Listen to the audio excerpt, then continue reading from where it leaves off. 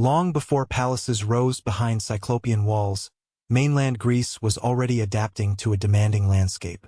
By the 3rd millennium BCE, geography, not kingship, was the primary force shaping human survival, settlement, and interaction across the Aegean world.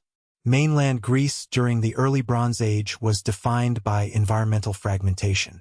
Mountain ranges such as the Pindus and Taygetos divided the land into isolated valleys and plains, while thin soils and irregular rainfall limited large-scale agriculture. Only small pockets of arable land, particularly in regions such as the Argolid, Mycenae, and Boeotia, could reliably support sustained farming. These conditions discouraged political unification and instead favored dispersed communities organized around local resources. Archaeological surveys indicate that early Helladic settlements were typically small and strategically positioned near fertile plains, water sources, or coastal access. Sites such as Lerna in the Argolid and Tiryns on the eastern Peloponnese show evidence of long-term occupation beginning in the late Neolithic and continuing into the early Bronze Age. These settlements relied on mixed subsistence strategies, combining cereal cultivation with livestock herding, fishing, and limited foraging. Agricultural tools recovered from these sites, including stone sickles and grinding stones, indicate reliance on wheat and barley as staple crops. The rugged coastline of Greece further shaped settlement patterns. With few large navigable rivers, coastal access provided the most efficient means of communication and exchange. Natural harbors along the Aegean encouraged maritime activity even at an early stage. Pottery styles and obsidian tools recovered from mainland sites demonstrate contact with Cycladic island communities, particularly those connected to Melos, a primary source of obsidian during the early Bronze Age. These materials indicate regular seaborne movement rather than isolated exchange. Social organization during this period remained relatively decentralized. Burial practices from early Helladic cemeteries suggest emerging differentiation, but not rigid hierarchy. Simple cist graves and collective burials dominate the archaeological record, with occasional variation in grave goods such as pottery, metal tools, or ornaments. At Lerna, the appearance of larger communal structures toward the end of the early Helladic II period suggests increasing coordination of labor and storage, though authority remained localized rather than centralized. The so-called House of the Tiles at Lerna, dated to approximately 2500 BCE, provides important evidence for early architectural experimentation. This large corridor house, constructed with mud brick walls and tiled roofing, likely served an administrative or communal function. Its size and construction suggest organized labor and surplus storage, but its destruction and abandonment also indicate instability rather than sustained institutional control. Similar corridor houses appear at other mainland sites, reinforcing the pattern of regional experimentation without long-term political consolidation. Trade connections during this period extended beyond the Aegean itself. Imported objects and stylistic influences indicate indirect contact with Anatolia and the eastern Mediterranean. Metal artifacts, particularly copper tools and weapons, point to participation in wider exchange networks supplying raw materials not locally available. These interactions remained limited in scale and largely elite-driven, with no evidence for systematic control of trade by centralized authorities. The relationship between mainland Greece and Cycladic island societies during the early Bronze Age was characterized by interaction rather than dominance. Cycladic figurines, pottery styles, and maritime technologies influenced mainland material culture, while mainland agricultural products likely supported island populations with limited arable land. Archaeological evidence does not support political control in either direction during this period, but rather sustained cultural contact across the Aegean Sea. Environmental stress and periodic disruption are also evident in the archaeological record. Several early Helladic II sites show destruction layers dating to around 2200 BCE, part of a broader pattern of upheaval observed across the eastern Mediterranean. While causes remain debated, the material evidence points to settlement abandonment, architectural change, and population movement. These disruptions did not erase earlier traditions but altered settlement continuity and social organization.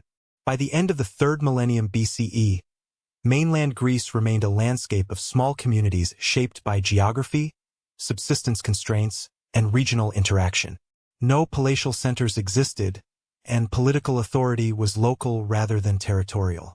Yet patterns of settlement placement, maritime connectivity, and emerging social differentiation had already established the structural conditions under which later Mycenaean society would develop. As population density increased and contacts with neighboring Aegean cultures intensified, mainland communities began to absorb external influences that would gradually reshape their social and material organization.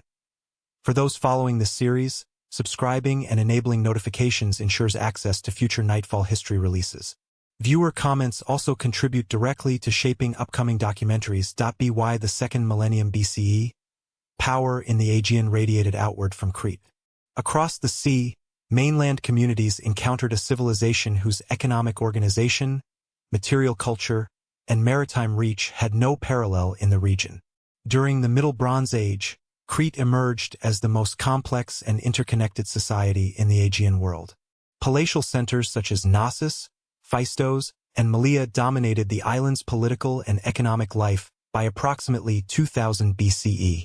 These centers coordinated agricultural production, craft specialization, and long-distance trade, supported by advanced administrative systems. Archaeological evidence indicates that Cretan ships regularly traversed the Aegean, linking the island with the Cyclades, mainland Greece, Anatolia, and the eastern Mediterranean. Material culture provides the clearest evidence for sustained interaction between Crete and the Greek mainland during this period. Minoan-style pottery appears in increasing quantities at mainland sites, including Mycenae, Tiryns, and Pylos. These vessels were not limited to elite contexts but are also found in domestic settings, suggesting broad exposure rather than isolated elite exchange. Decorative motifs, manufacturing techniques, and firing methods closely mirror Cretan examples, indicating either imported goods or locally produced imitations based on Minoan models. Seal stones and seal impressions further demonstrate the transmission of administrative practices.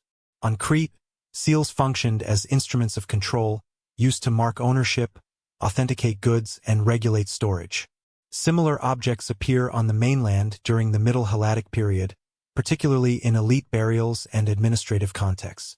While the mainland did not yet possess full palatial bureaucracies, the presence of seals suggests increasing concern with property, authority, and record-keeping influenced by Cretan precedents.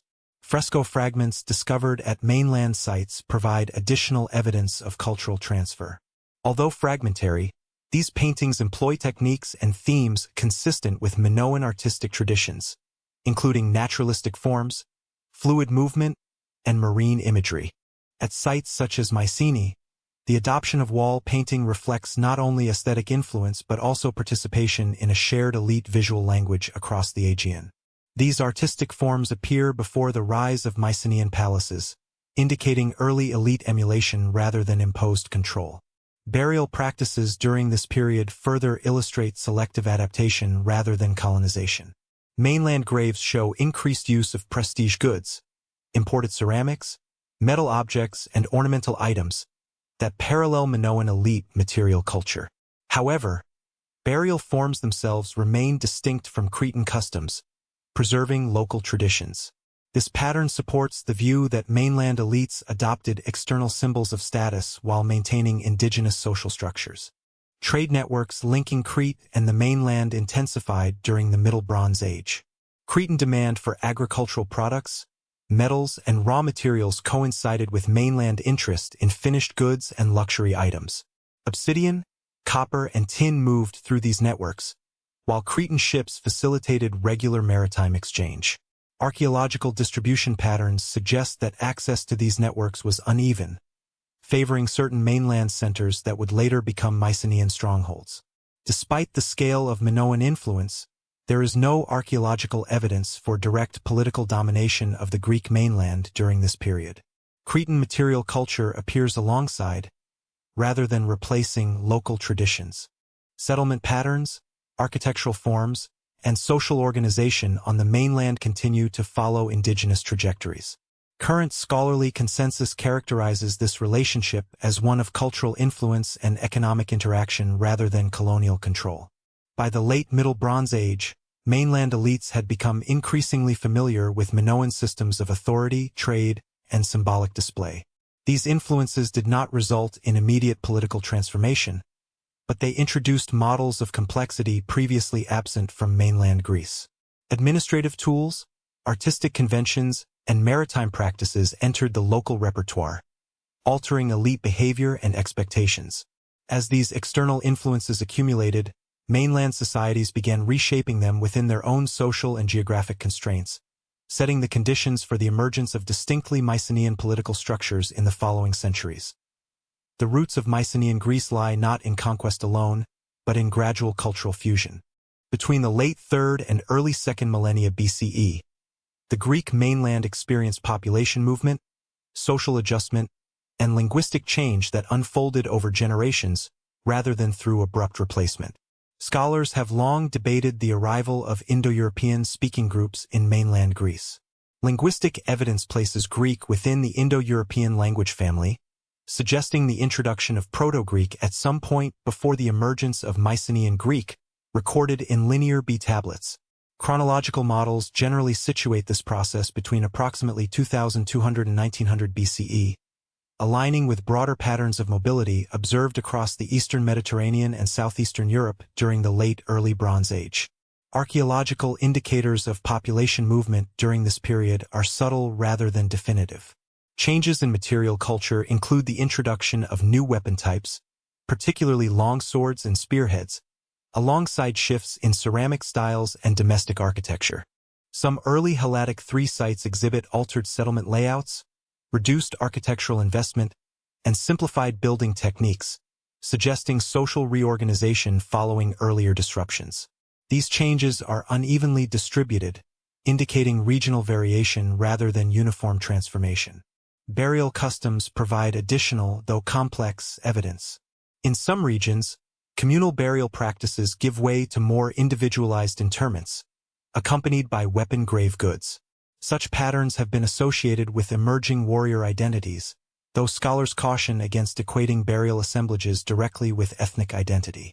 Similar funerary changes occur elsewhere in Europe during this period, reinforcing the need to interpret these developments within a broader context of social change rather than invasion. Genetic studies conducted on Bronze Age skeletal remains from Greece and neighboring regions contribute further nuance. Ancient DNA analyses indicate continuity between Neolithic populations and later Bronze Age inhabitants, combined with limited genetic input from populations associated with the Eurasian steppe. These findings support models of gradual admixture rather than mass migration. The genetic evidence aligns with archaeological data suggesting integration of new groups into existing communities rather than large-scale population replacement. Settlement patterns during the transition from the early to middle Bronze Age reflect both disruption and continuity. Some early Helladic centers were abandoned or reduced in size, while others persisted or re-emerged in modified form. New settlements often appear in defensible locations, indicating increased concern with security. However, subsistence strategies remained largely consistent, relying on mixed farming and herding adapted to local environmental conditions. Linguistic change likely unfolded through sustained contact rather than rapid displacement. The eventual appearance of Mycenaean Greek in Linear B records centuries later suggests a long process of language consolidation. During this interval, local dialects, administrative practices, and social structures continued to evolve independently. The absence of writing during much of this period limits direct observation, requiring cautious reconstruction based on later evidence. Rather than producing immediate political centralization, the integration of Indo-European speaking groups contributed to a layered cultural landscape. Indigenous traditions persisted in architecture, subsistence, and ritual practice, while new social distinctions and martial values gradually took hold. These developments did not erase earlier Aegean influences but coexisted with them, forming a composite cultural framework. By the early 2nd millennium BCE, mainland Greece had absorbed multiple strands of influence, local, Aegean, and continental, into a shared but diverse cultural environment. No single factor dominated this process. Instead, demographic change, technological adaptation, and social negotiation combined to reshape mainland society over time. This period of cultural synthesis provided the demographic and social foundations upon which more centralized forms of authority would later emerge during the rise of the Mycenaean palatial system. The first Mycenaean elites announced their power in death. Around the mid-2nd millennium BCE, the construction of monumental shaft graves at Mycenae marked a deliberate expression of status, wealth, and emerging social hierarchy. These burial practices reflect not only individual distinction but the formation of a class whose influence would shape the trajectory of early Mycenaean society. The graves, commonly referred to as grave circles A and B, were located within the citadel of Mycenae and contained multiple interments, typically organized within deep rectangular shafts. Archaeological excavation has revealed that grave circle A, dated to approximately 1650 to 1550 BCE, contained 6 primary shaft tombs, each lined with stone and roofed with timber. Grave circle B, slightly earlier in construction, features an additional 15 tombs with similar architectural features. The depth and construction of these shafts required organized labor and technical knowledge, indicating coordination beyond the household level. Burial goods within these shafts illustrate the extraordinary wealth and reach of early Mycenaean elites. Gold death masks, sometimes covering the faces of the deceased, provide the most striking evidence of high status. Accompanying these were diadems, signet rings, ornate weapons, and imported materials such as amber from the Baltic and faience beads from the Near East. The inclusion of these items suggests both the ability to command surplus resources and access to extensive trade networks. Weapons and armor found in the graves reveal the martial orientation of these elites. Bronze swords, daggers, and spearheads are consistently included alongside chariot fittings and shields. The presence of such armaments, combined with defensive fortifications observed in the citadel, points to a society increasingly organized around military capability. Archaeologists have noted that the display of weapons in burial contexts was as much a symbolic assertion of authority as it was evidence of actual combat roles. Funerary practice also reflects emerging ideological constructs. In addition to the material wealth, graves exhibit structured spatial arrangements, with certain individuals placed in positions of prominence, sometimes in central shafts or accompanied by the richest assemblages. This differentiation demonstrates early recognition of hierarchical status within the community. Ceramics, ritual vessels, and offerings positioned alongside the deceased indicate codified practices of remembrance and social signaling. The shaft graves furthermore reveal continuity and divergence from earlier Aegean funerary traditions. While early Helladic burial practices were more communal and modest, the elaboration seen in Mycenae represents a shift toward individualized commemoration of elite authority. This transition corresponds with broader trends in the Aegean during the Middle Bronze Age, when interactions with Minoan Crete introduced new models of prestige display, including monumental architecture and exotic materials. Analysis of isotopic and osteological data from grave remains provides insight into the biological and demographic composition of the elite class.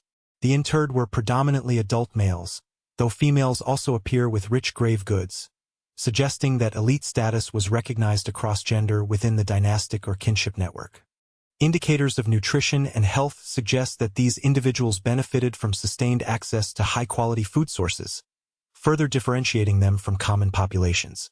The geographic placement of the shaft graves inside the citadel also emphasizes the connection between elite identity and territorial control. By situating tombs within fortified precincts, elites linked their ancestry directly to the landscape and defensive infrastructure of Mycenae. The construction and maintenance of these monumental tombs required organized labor, reinforcing the authority of the emerging leadership class over both human and material resources. Imported items within the graves, such as Cretan pottery and Eastern Mediterranean ornaments, underscore the interconnectedness of the Mycenaean elite with broader trade networks. These connections provided not only material wealth but also ideological capital, signaling membership in a wider cultural sphere of influence. Elite access to exotic goods likely reinforced claims to authority within the local hierarchy and facilitated emerging patterns of patronage and reciprocity. By the mid-2nd millennium BCE, these burial practices had established a clear framework for social stratification. The concentration of wealth, the display of martial capability, and the integration of imported prestige goods collectively defined an emerging elite identity. This nascent class would form the foundation for the institutional structures and palatial centers that characterized the later Mycenaean civilization. Elite identity and the demonstration of status through monumental burial soon necessitated more permanent and centralized forms of authority. The labor, administration, and resources required to maintain such structures foreshadowed the development of palaces, bureaucratic systems, and fortified citadels that would dominate the Argolid and other regions of mainland Greece in the subsequent centuries. Stone fortifications marked the shift from prestige to power. Around the mid-2nd millennium BCE, the Greek mainland saw the emergence of walled citadels, signaling a transition from elite display in burials to tangible control over territory, population, and resources. The most prominent early fortified centers were located at Mycenae, Tiryns, and Medea in the Argolid region. Archaeological excavation reveals that these sites combined defensive architecture with evidence of administrative and residential activity. At Mycenae, the citadel occupies a naturally defensible hilltop, augmented by massive cyclopean walls constructed from large, irregular limestone blocks fitted without mortar. The scale of these fortifications, which include gates, towers, and bastions, required coordinated labor, planning, and resource allocation, reflecting a significant increase in organizational complexity compared to earlier settlement structures. Tiryns exhibits similar fortification techniques, though with notable differences in layout. Its walls, also cyclopean in construction, enclose a lower town and a citadel area, suggesting integration of domestic, administrative, and defensive functions. Archaeologists have identified complex gateways and buttressed walls designed to channel and control access, demonstrating sophisticated understanding of both defensive strategy and urban planning. The combination of natural topography and constructed fortifications indicates deliberate selection of locations that maximize security while allowing oversight of surrounding plains and routes. Medea, slightly smaller than Mycenae and Tiryns, follows a comparable architectural model. Excavations indicate an enclosed citadel with rectangular megaron structures, large central halls with hearths, surrounded by residential and storage areas. The megaron at Medea, dating to the early palatial period, provides a template for later Mycenaean palace layouts, linking domestic, administrative, and ceremonial functions within a single architectural complex. The presence of storage magazines, workshops, and courtyards demonstrates the integration of resource management into the fortified plan. The construction of these centers was closely linked to regional competition. Evidence suggests that the Argolid, Boeotia, and Mycenae contained multiple emerging elites vying for control over territory, trade, and labor. Fortified citadels not only provided security but also projected authority over the surrounding landscape. Citadel walls delineated sacred and administrative precincts from common settlement areas, asserting elite presence in a highly visible and durable form. Archaeological layers reveal multiple phases of wall construction and repair, indicating ongoing investment in defense and urban planning over several generations. Megarons, central to these fortified complexes, served both practical and symbolic purposes. Each megaron consists of a rectangular hall with a central hearth, fronted by a porch supported by columns. These spaces facilitated elite residence, assembly, and ritual activity, bridging domestic life and political authority. The architectural uniformity observed across different centers points to shared cultural and functional norms among early Mycenaean elites, providing continuity in design and use that would be maintained in later palatial architecture. Storage facilities within the fortified centers reveal the integration of economic control into architectural planning.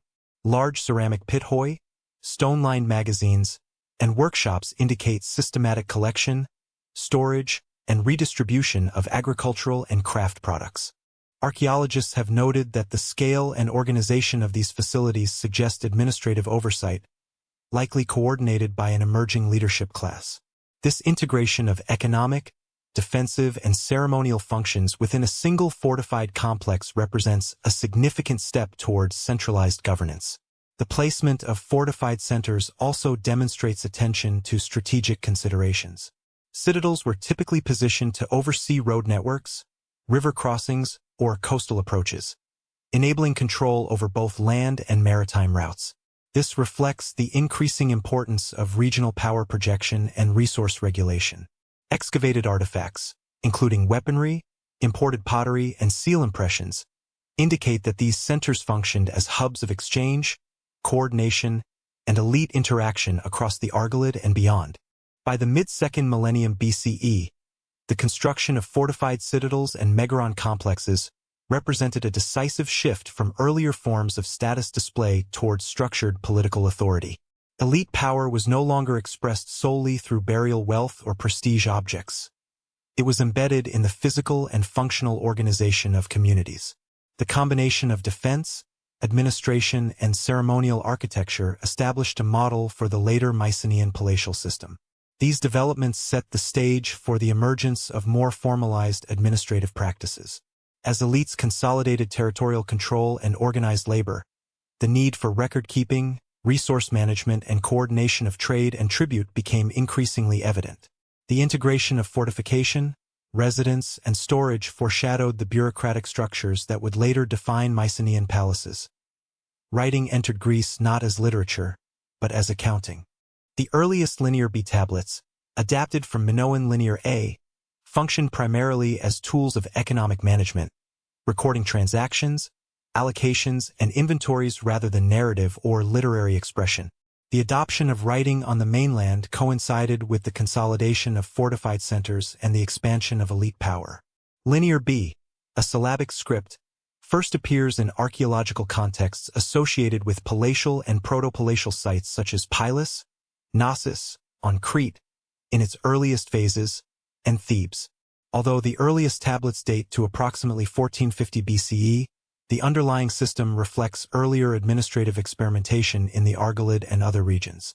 Tablets were typically inscribed on wet clay and stored in protected areas within administrative complexes, often within the megaron or adjacent magazine structures.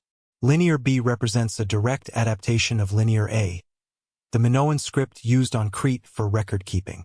While Linear A remains undeciphered, archaeological evidence indicates it was employed primarily to manage palatial resources, including agricultural produce, livestock, and craft materials. The translation of this system to the mainland demonstrates both technological transfer and adaptation to local economic structures. Symbols were modified to represent Mycenaean Greek syllables, enabling the script to record specific commodities, personnel, and allocations. Administrative tablets predominantly contain lists, inventories, and ration records rather than narrative content. For example, Pylos tablets enumerate quantities of olive oil, grain, wool, and livestock, often accompanied by the names of officials or workers responsible for production and delivery. Similar records track bronze and other metals, textile allocations, and craft workshop outputs.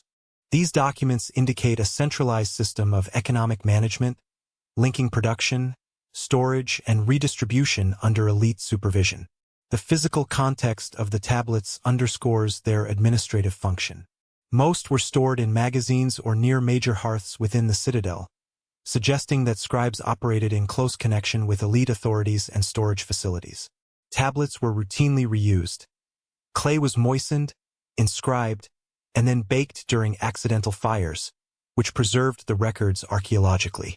The survival of these tablets provides insight into the day-to-day operation of proto-palatial economies, showing a highly organized and hierarchically supervised system of resource control. The introduction of writing also reflects the increasing complexity of labor organization.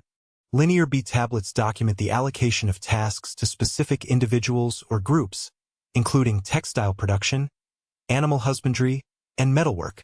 These records demonstrate the capacity of emerging elites to mobilize human labor systematically, coordinate seasonal obligations, and maintain accountability. Administrative control extended across multiple sites, suggesting a network of dependencies linking citadels and outlying settlements. Importantly, Linear B emphasizes economic and ritual management rather than literacy for its own sake. There is no evidence that the broader population could read or write. Literacy was confined to specialized scribes operating within elite households or palatial centers. The primary purpose of writing was efficiency and oversight, to record, regulate and redistribute resources, ensuring that elites could maintain control over both labor and material surplus. The adaptation of writing from Crete also illustrates the selective incorporation of foreign technology. Mainland elites adopted the technical aspects of Linear A but repurposed it for their own administrative needs. This demonstrates both cultural continuity and innovation. The mainland integrated external methods while aligning them with emerging Mycenaean socio-political structures. The resulting system provided a foundation for the later, fully developed palatial bureaucracies of the late Helladic period. By the end of the 15th century BCE, Linear B had become a standard tool within Mycenaean administrative centers. The combination of writing, fortified architecture, and economic control enabled elites to manage increasingly complex societies. Tablets record tribute, allocations, and personnel across multiple domains, reflecting both the geographic reach and the internal organization of emerging Mycenaean polities. These systems represent a crucial step in the institutionalization of authority and resource management, allowing elites to consolidate power beyond immediate kin networks. The implementation of writing in mainland Greece demonstrates a clear trajectory from earlier forms of social organization toward fully centralized administration. By codifying economic transactions and labor assignments, Linear B tablets established mechanisms for systematic governance. These innovations provided the structural backbone for subsequent palatial states, enabling the Mycenaean elite to exercise control over territory, population, and resources at a scale previously unattainable. As administrative tools became increasingly sophisticated, Mycenaean centers were prepared to evolve from fortified residences and proto-palaces into the palatial complexes of the late Helladic period, linking economic control with political authority and laying the groundwork for the apex of Mycenaean civilization. Mycenaean kingship was bureaucratic before it was heroic. Surviving Linear B records reveal a complex hierarchy centered on the Wanax, the ruler whose authority combined military command, ritual leadership, and administrative oversight. Linear B tablets from sites including Pylos, Knossos, and Thebes provide the primary evidence for understanding the organization of Mycenaean political power. The term Wanax consistently appears in administrative contexts, typically associated with directives regarding resource allocation, labor, and tribute. Tablets indicate that the Wanax exercised authority over both human and material resources, coordinating production, storage, and distribution across multiple subordinate settlements and workshops. Beneath the Wanax, the position of Loagidas functioned as a military and administrative deputy. While the precise scope of the Loagidas' responsibilities remains debated, Linear B records suggest a role in overseeing armed retainers, organizing labor for public projects, and supervising subordinate officials. This dual function, military and administrative, illustrates the integration of defense and governance within the Mycenaean palatial system. Additional tiers of officials included various bureaucrats responsible for craft production, agriculture, religious observances, and regional oversight. Linear B tablets detail allocations of textiles, metal, and livestock to named individuals who served in specific capacities, such as managing workshops, organizing temple offerings, or supervising storage facilities. These records reveal a highly stratified administration, with clearly delineated responsibilities and chains of command. Palatial centers themselves were designed to support this hierarchy. The megaron served as the residence and administrative core of the Wanax, featuring a central hearth for ritual activity, spaces for audience and deliberation, and adjacent magazines for storage. Evidence from Knossos and Pylos indicates the presence of dedicated rooms for scribes and record-keeping, as well as workshops for artisans producing luxury and functional goods. The physical arrangement of the palace reinforced both authority and surveillance, enabling the Wanax and senior officials to coordinate diverse administrative functions. The Linear B tablets also reflect the integration of economic control with political power. Directives from the Wanax often include precise instructions for allocation of goods, assignment of personnel, and collection of tributes from subordinate centers. These records demonstrate that Mycenaean kingship depended upon the ability to regulate material resources, ensuring the sustenance of the elite household, military obligations, and ritual activities. Administrative oversight extended beyond the palace itself, encompassing rural estates, satellite settlements, and specialized craft centers. Regional governance was managed through subordinate officials overseeing defined territories. Tablets reference Ko-Re-Te, governors or overseers, and Arewa-Kuta, administrators responsible for land or labor, who acted as intermediaries between the Wanax and local producers. These officials coordinated workforce mobilization, monitored inventories, and ensured compliance with palace directives. Their presence underscores a distributed model of governance, enabling centralized authority to function across multiple regions without requiring constant direct supervision. Military organization was similarly hierarchical. The Loagidas, along with armed retainers documented in the tablets, likely commanded both palace troops and auxiliary forces drawn from regional communities. Weapons inventories, including swords, spears, and armor, were recorded alongside personnel assignments, highlighting the administrative integration of martial resources. The combination of military oversight with bureaucratic control allowed the Wanax to project power effectively across the landscape, both defensively and in interpolity competition. Religious and ceremonial duties were also integrated into the palatial hierarchy. Certain officials were tasked with preparing offerings, coordinating feasts, or maintaining shrines, often under the direct supervision of the Wanax. Linear B records of sacrificial animals, ceremonial vessels, and temple allocations indicate that ritual activity was tightly linked to administrative oversight, reinforcing elite authority through sanctioned religious practice. The surviving evidence demonstrates that Mycenaean kingship was less a matter of personal charisma or heroic narrative than systematic administration.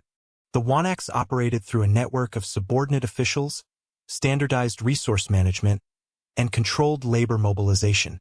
Palatial architecture, storage facilities, and bureaucratic tablets collectively facilitated governance at a scale unprecedented on the mainland prior to this period. By the mid-2nd millennium BCE, the Mycenaean political system had developed the essential features of centralized administration. The Wanax remained the apex of authority, but effective governance relied on bureaucratic structures capable of managing economic production, human labor, and regional oversight. This combination of hierarchical authority and administrative precision enabled the expansion and consolidation of palatial power. Political control was inseparable from economic administration. The ability to organize labor, allocate resources, and monitor production created the conditions necessary for both domestic stability and external projection of power. The Mycenaean state governed through records, not proclamations. Administrative tablets from Pylos, Knossos, and Thebes reveal a complex provincial system in which control over land, labor, and resources was exercised systematically through written documentation rather than oral command. The Mycenaean palatial network was organized into territorial units that facilitated centralized control. Linear B records identify regions, settlements, and estates linked to the palace, often designated by local toponyms. These provincial divisions allowed the Wanax and senior officials to monitor production, assign labor, and collect tribute efficiently. Each unit was administered by local officials, who maintained registers of inhabitants, livestock, and agricultural output, creating a continuous flow of information from periphery to center. Taxation and tribute appear prominently in the tablets. In addition to goods supplied to sustain the palace household, contributions of grain, olive oil, wine, and livestock were systematically documented. Certain estates were designated for direct palace control, with laborers assigned to specific tasks, while other territories were overseen by subordinate officials who collected and forwarded dues. These records demonstrate the palace's ability to extract resources from multiple sources without direct coercion, relying instead on a bureaucratically enforced system. Landholding systems were structured to reflect both social hierarchy and administrative efficiency. Estates under palace control, or korai, were managed by overseers responsible for labor coordination, resource allocation, and production output. Tablets list personnel by name and occupation, often including details of their tasks and assigned rations. These records indicate a division of labor encompassing agriculture, craft production, animal husbandry, and construction projects.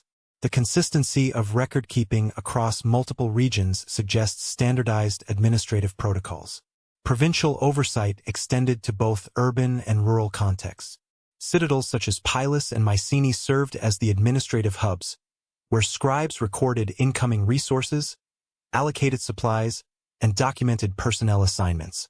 Surrounding villages and estates functioned as satellites, contributing to palace stores and participating in the redistribution of surplus. Archaeological evidence from storage magazines, pit hoi, and workshops corroborates these textual records, showing the physical infrastructure that supported centralized management. Officials known from Linear B tablets, including Ko-Riti, governors, and Arewa-Kuta, land managers, acted as intermediaries between the palace and local producers. Their responsibilities included supervising fieldwork, monitoring inventories, and ensuring that quotas were met. Such officials were essential for translating written directives into practical operations across geographically dispersed settlements. Tablets reveal a clear hierarchy in reporting, with local overseers accountable to higher-ranking administrators and ultimately to the 1x. The documentation of labor and production extended to specialized tasks. Certain estates maintained craft workshops for pottery, textiles, and metalwork, while others focused on animal husbandry or agriculture.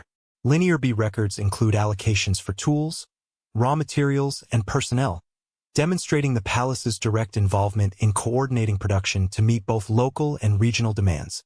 The integration of craft and agricultural output under centralized oversight facilitated the effective functioning of the palatial economy. Tribute and resource flows were closely linked to ritual and ceremonial obligations. Estates were often required to supply goods for feasts, offerings, and religious events conducted under the supervision of palace officials. Tablets indicate the quantities of livestock, grain, and oil earmarked for these purposes, highlighting the intersection of economic and ceremonial administration. This integration reinforced elite authority, as control over both material wealth and ritual activity enhanced the social visibility of the palace. Provincial divisions also served a strategic function. By monitoring production and labor across multiple territories, the palace could respond to shortages, redistribute surplus, and mobilize human resources for construction or military purposes.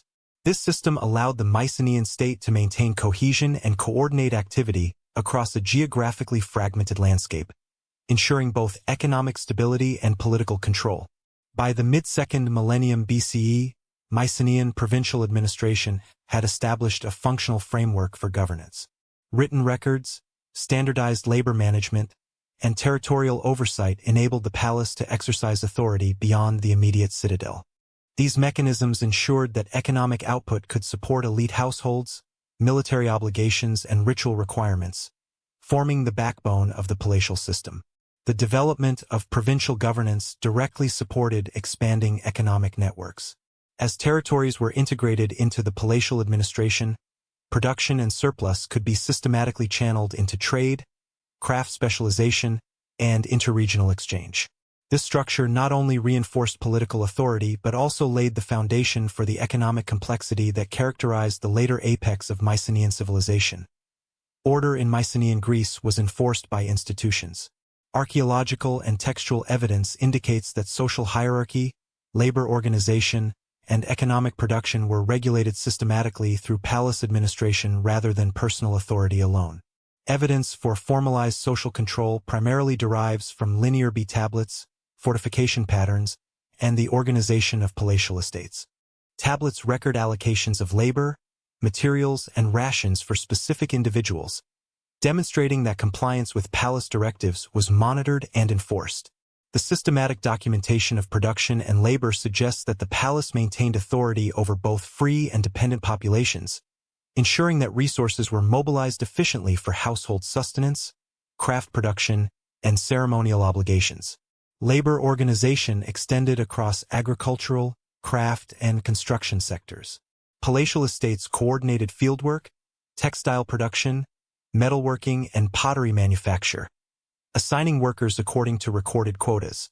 These assignments were often tied to specific localities and estates, as evidenced by references to named overseers and regional administrators. By documenting work obligations and resource use, the palace imposed both economic discipline and social order across dispersed settlements. Fortified centers further reinforced institutional control.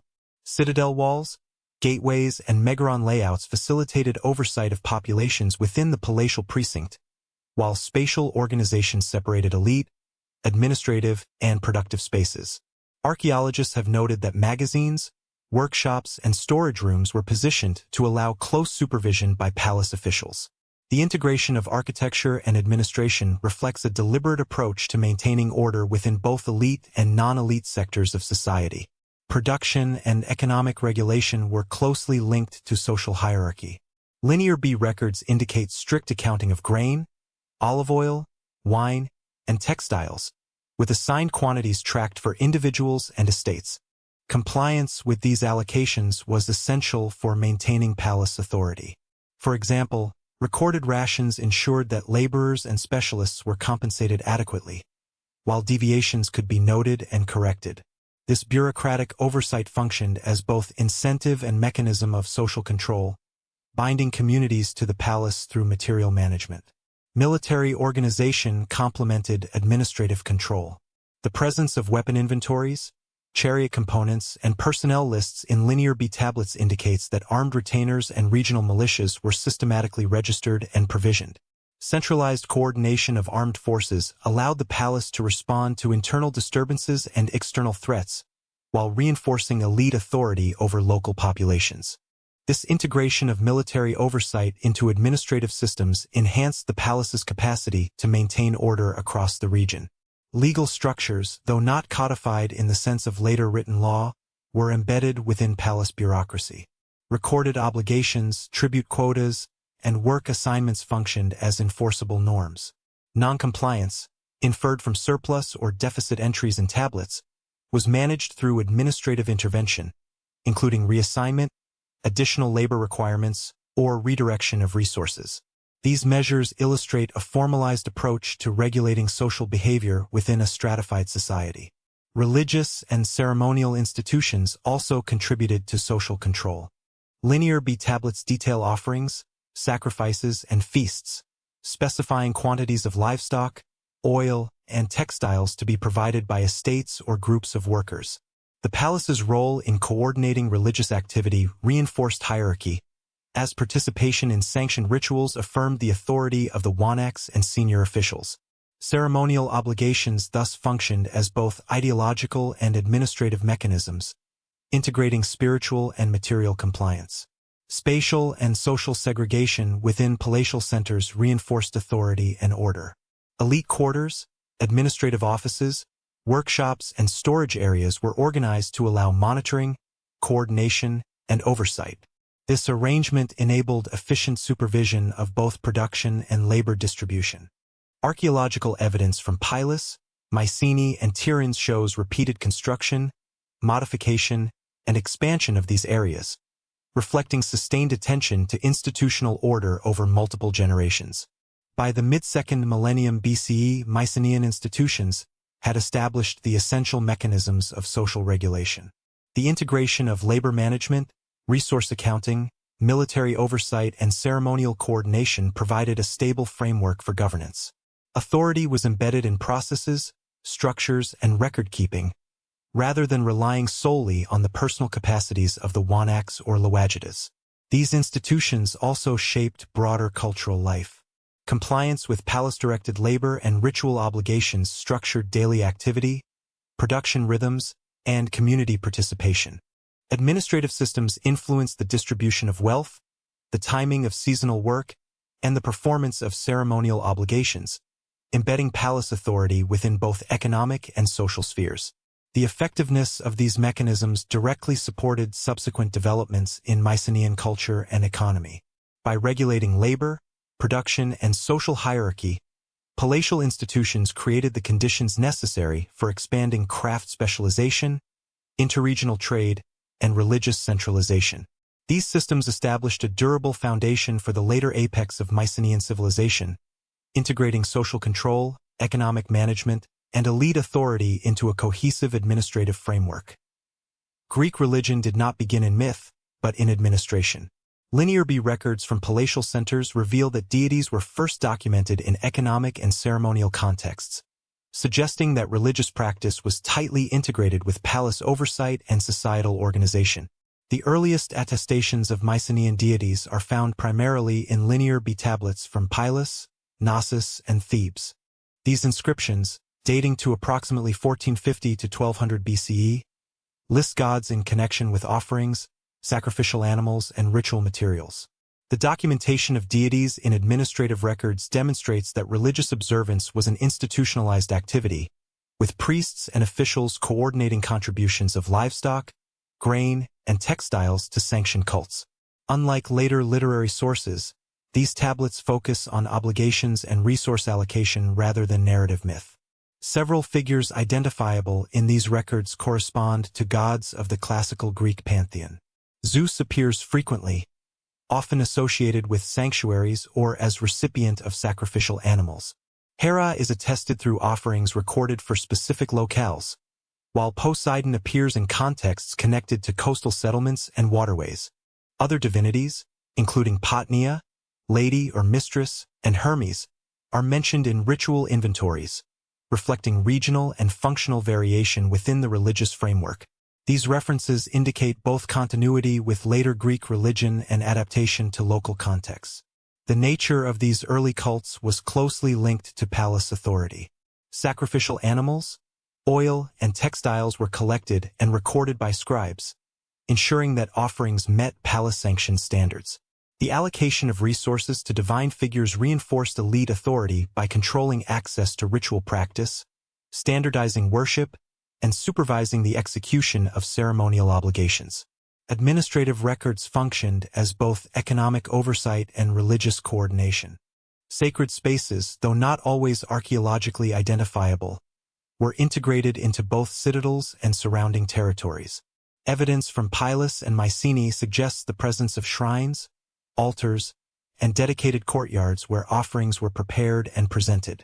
Some tablets document allocations for specific deities at named sites, indicating that sacred precincts were recognized in the administrative structure and linked to palace oversight. Ritual practices were therefore both spatially and organizationally regulated. Offerings recorded in linear B tablets include livestock, primarily sheep, goats, and cattle, as well as wine, oil, and grain. These resources were distributed according to ritual calendars and administrative needs. Certain contributions were directed to multiple deities simultaneously, reflecting polytheistic practice and the coordination of complex ceremonial activity. Tablets often specify the quantities, recipients, and assigned personnel, demonstrating the integration of religious observance with bureaucratic management.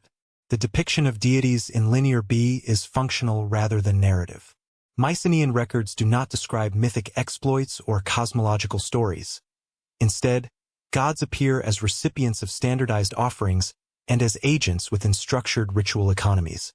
This administrative focus underscores the interdependence of religion and governance in Mycenaean society, where belief systems were operationalized to reinforce social order, palace authority, and economic management.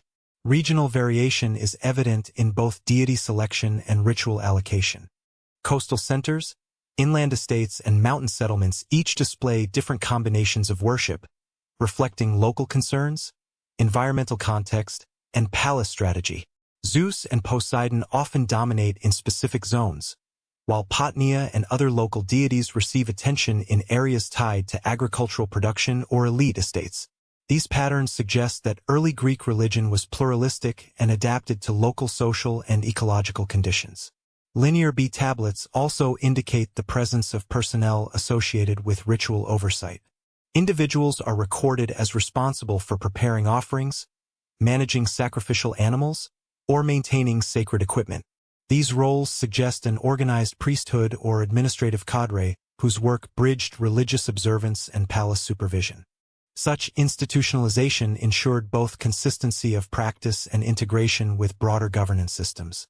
By the 12th century BCE, these religious practices established the foundation for later Greek religion. Deities identified in linear B persisted into classical mythology, though literary and poetic traditions subsequently elaborated narrative dimensions. The administrative and functional origins of worship highlight the relationship between ritual, governance, and resource management in Mycenaean society, demonstrating that religion was embedded in daily operations rather than abstract speculation. Religion also structured daily activity and community participation. The coordination of offerings, the maintenance of sacred spaces, and the supervision of ritual personnel required sustained interaction among elites, scribes, and local laborers.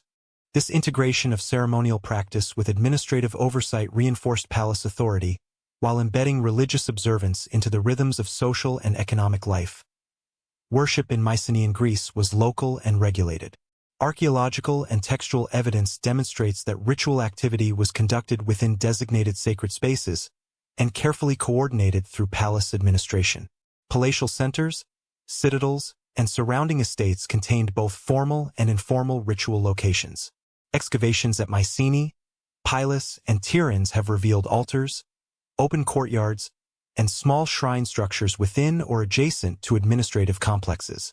These spaces were organized to facilitate the preparation and presentation of offerings, while maintaining separation between elite, administrative, and productive areas. The architecture of ritual spaces emphasizes oversight, access control, and integration with palace operations. Linear B tablets provide detailed documentation of offerings directed to specific deities at designated locations. Livestock, primarily sheep, goats, and cattle, were allocated for sacrifice, while grain, oil, and wine were recorded for libations and ceremonial consumption. Quantities, recipients, and personnel responsible for preparation were carefully tracked, reflecting the administrative regulation of ritual activity. These records demonstrate that ceremonial observance was not sporadic or spontaneous, but embedded in palace bureaucratic systems. Cult equipment, such as tripods, ceremonial vessels, libation stands, and sacrificial knives, appears both in the archaeological record and within Linear B inventories. The placement of these items within shrines or magazines indicates that they were curated and maintained under palace supervision. The standardization of ritual equipment suggests that specific ceremonial protocols were enforced, ensuring consistency across space and time, while supporting elite control over religious performance. Ritual activity was also spatially distributed. Certain shrines were located within citadels, allowing elites to perform or supervise ceremonies in direct proximity to administrative centers. Other sacred sites were situated in peripheral estates, reflecting regional devotion and linking outlying communities to the palatial economy. The coordination of these multiple sacred spaces required bureaucratic oversight, with local officials ensuring compliance with palace-sanctioned practices and schedules. Offerings and sacrifices were often directed toward both local and pan-Aegean deities. Linear B tablets at Pylos and Knossos show allocations to figures such as Zeus, Hera, Poseidon, and Potnia, alongside less clearly identified regional divinities. The simultaneous veneration of multiple deities reflects a polytheistic system in which ritual observance reinforced both local tradition and palace authority. Coordination of offerings across estates demonstrates centralized planning and surveillance of religious activity. The organization of personnel was integral to ritual practice. Certain individuals were responsible for preparing offerings, transporting materials, and maintaining ritual equipment. Linear B tablets record their names and assignments, illustrating the structured distribution of responsibilities. This system of delegated oversight ensured that rituals were performed according to standardized procedures, reinforcing palace control over both material and symbolic dimensions of worship. Rituals were closely connected to the economic infrastructure of the palace. Sacrifices required livestock, grain, and wine, which were sourced from palace estates, local villages, or tribute from subordinate settlements. Administrative coordination guaranteed that resources were available at the correct time and place. Archaeological evidence of storage magazines and workshops supports this integration, showing that ceremonial practice relied on systematic resource management. Sacred spaces also served social and ideological functions. Participation in rituals, whether through the provision of offerings or attendance at ceremonies, reinforced hierarchical relationships between palace elites and local populations. Ritual observance validated elite authority by linking the wanaks and senior officials to divine sanction. The visibility of ceremonies within citadels and estates emphasized palace oversight, embedding religious performance into the social fabric. By the late 2nd millennium BCE, Mycenaean ritual practices had established a structured and durable system of worship. Shrines, altars, and sacred courtyards functioned within the larger administrative network, while offerings, personnel, and equipment were regulated through linear B records. This combination of spatial organization, resource management, and bureaucratic oversight ensured that religious observance was predictable, standardized, and aligned with elite interests. These practices directly reinforced political legitimacy. By controlling ritual space, overseeing sacrificial activity, and coordinating offerings to both local and pan-Aegean deities, palatial elites demonstrated their authority in both material and symbolic domains. Religious observance thus became inseparable from political power, embedding the wanax and palace administration at the center of social, economic, and spiritual life. Power was sanctified through ritual. In Mycenaean Greece, the wanax derived authority not solely from wealth or military might, but from a structured ideology that linked kingship to divine sanction, ceremonial performance, and controlled religious practice. The ideological framework of Mycenaean kingship is attested in linear B tablets, architectural layout, and material culture. Tablets record offerings to deities, allocation of sacrificial animals, and appointment of personnel, frequently associating these activities with the wanax or senior palace officials. These records suggest that the king's authority was reinforced through visible participation in and supervision of ritual acts, linking elite power to divine approval and ritual legitimacy. Palatial architecture further embedded ideological control. The megaron, central to each citadel, functioned as a political and ceremonial space. Its central hearth, often aligned with ritual use, provided a focal point for elite audiences, administrative directives, and ceremonial gatherings. The positioning of storage magazines, workshops, and shrines around the megaron created a spatial hierarchy that reinforced the wanax's centrality. Movement through the palace itself reflected and enacted authority, allowing elite oversight of both production and religious activity. Religious symbolism was integrated into material culture to support ideological authority. Seal stones, frescoes, and votive objects depict deities, ritual scenes, and palace imagery, often in contexts that emphasize elite control. For example, iconography showing the wanax overseeing sacrificial activity or receiving tribute visually reinforced the connection between ritual practice and political authority. These representations were not purely decorative. They conveyed structured social order and codified the king's role as both administrative and religious leader. Ritual participation was carefully regulated to demonstrate hierarchy. Linear B records assign specific individuals to prepare, transport, and present offerings under the supervision of palace officials. These assignments reflected both occupational specialization and social stratification, ensuring that ceremonial acts reinforced elite control. The coordination of sacrificial events, feasts, and religious observances confirmed the wanax's position as central authority within both spiritual and administrative spheres. The ideological framework extended to regional governance. Local estates and peripheral settlements contributed offerings and labor for palace-directed rituals, creating networks of obligation and visibility. By controlling religious practice across these territories, the wanax asserted influence over populations at a distance, consolidating authority without relying solely on physical coercion. Religion, therefore, functioned as a tool of governance, embedding social compliance within ritual performance. Mycenaean ideology also linked kingship with military and economic roles. The linear B term wanax is associated with directives concerning resource allocation, labor mobilization, and oversight of armed retainers. Ritual and administrative functions were intertwined. The king's ability to command labor and distribute resources was reinforced by ceremonial sanction. This dual authority facilitated coordinated mobilization of personnel and materials for construction, agriculture, and warfare, demonstrating the practical implications of ideological legitimacy. Sacred spaces within the citadel further communicated authority.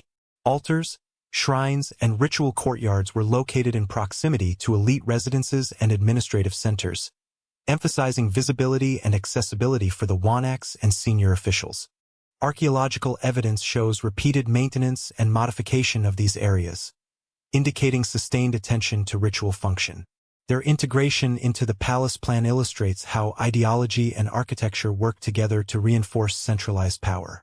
Material evidence of feasting and offerings supports this link between ritual and authority. Linear B tablets document allocations for large-scale communal consumption, often associated with religious observances.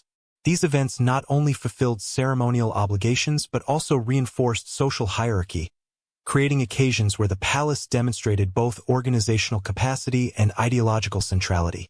By combining economic control with ritual performance, the Wanaks validated authority through tangible and symbolic means. By the 12th century BCE, the ideological system of Mycenaean kingship had become fully embedded within both political and religious structures. The Wanaks operated through a network of subordinate officials, regional oversight, and ritual coordination, integrating ceremonial sanction with economic and military power. Ideology did not exist as abstract thought. It was enacted, documented, and materialized through palace architecture, administrative tablets, and controlled ritual practice. This institutionalized ideological framework directly supported economic mobilization. By linking ritual sanction with resource allocation, the Wanaks ensured that labor, production, and tribute were coordinated across the palatial network. Religious legitimacy reinforced compliance, creating a system in which political authority, economic administration, and ceremonial observance were mutually reinforcing. The integration of ideology into governance enabled the centralized coordination required for the full complexity of the Mycenaean palatial economy. Mycenaean power rested first on the control of land and harvest. Agricultural production formed the backbone of palatial authority, sustaining elites, craft specialists, and military forces through systematic oversight of both soil and labor. The Mycenaean economy was fundamentally agrarian, organized around both subsistence needs and surplus extraction. Linear B tablets from Pylos and Knossos document detailed allocations of wheat, barley, olives, and grapes, as well as rations for domesticated animals, including sheep, goats, cattle, and pigs. These records indicate centralized tracking of production and distribution, linking agricultural output directly to palace administration. Production was carefully managed to meet seasonal cycles, labor availability, and consumption priorities within both elite households and wider palatial networks. Landholding was hierarchically structured. Royal estates, or temenos, were under direct palace control and provided a core source of surplus. These estates were staffed by workers assigned through administrative allocation, with their labor and output recorded systematically in tablets. Beyond royal lands, communal plots and smaller private holdings contributed produce to palace stores, either as tribute or through managed labor obligations. This division of land ensured that the palace maintained primary access to both grain and livestock while integrating local communities into a broader economic framework. Seasonal labor organization was critical for maximizing agricultural output. Linear B tablets list personnel by name and occupation, often specifying the estates or fields to which they were assigned. Tasks were aligned with environmental cycles, including planting, tending, and harvesting, reflecting both practical knowledge of local soils and administrative oversight. Such records demonstrate that the palace coordinated labor across estates, ensuring efficient utilization of human and material resources. Animal husbandry complemented crop cultivation. Sheep and goats provided wool, milk, and meat, while cattle contributed to plowing and transport. Pigs were raised for meat and ceremonial sacrifice. Linear B records show allocations of animals for both ritual and economic purposes, indicating a dual function, sustaining daily subsistence and supporting palatial ritual obligations. The management of livestock was integrated with labor assignments and land usage, reinforcing centralized oversight of productive activity. Environmental and geographic factors shaped agricultural organization. Mountainous terrain, variable soil quality, and limited arable land constrained expansion, requiring careful allocation of fields and terraces. Estates were often situated in areas optimized for specific crops or livestock, reflecting an understanding of microclimates and soil fertility. Archaeological evidence, including storage pit hoi, irrigation channels, and field boundaries, confirms the deliberate organization of land to maximize productivity under these constraints. Palatial control extended to storage and redistribution of agricultural surplus. Granaries and magazines within citadels recorded allocations for consumption, workshop supply, ritual offerings, and redistribution to dependent communities. These records demonstrate a sophisticated logistical system capable of coordinating production, storage, and distribution across multiple estates and settlements. Surplus was not only a source of sustenance but also a tool for reinforcing elite authority and supporting specialized craft production. The integration of agricultural management with broader economic and administrative systems illustrates the functional interdependence of production and governance. Control over land, labor, and seasonal cycles enabled the palace to maintain political stability, mobilize labor for construction or military projects, and support religious observance.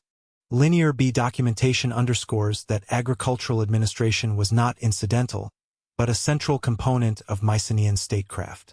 By the end of the 12th century BCE, the Mycenaean palaces had established an organized agrarian foundation that underpinned their complex economy.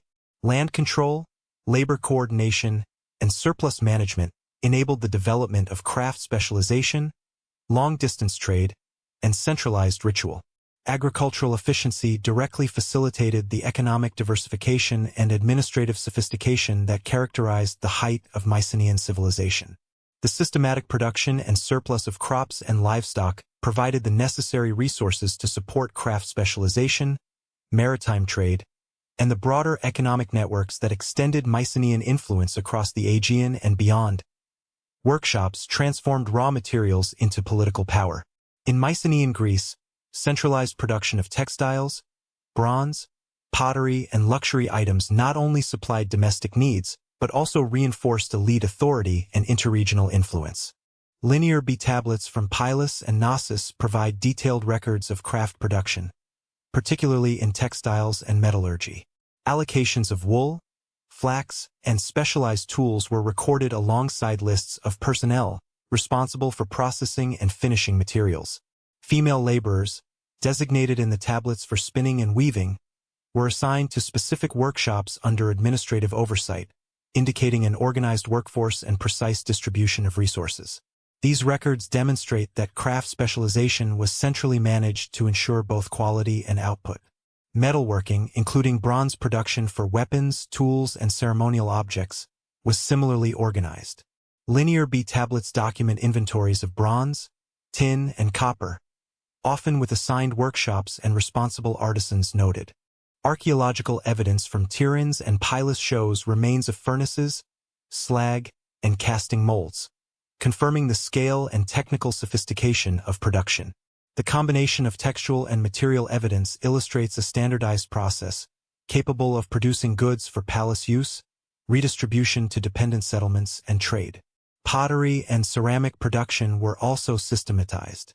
Workshops produced both utilitarian wares for storage and cooking and finely decorated vessels for ritual or elite consumption. Standardized forms, consistent decoration styles, and production quantities indicate coordination and oversight by palatial administrators.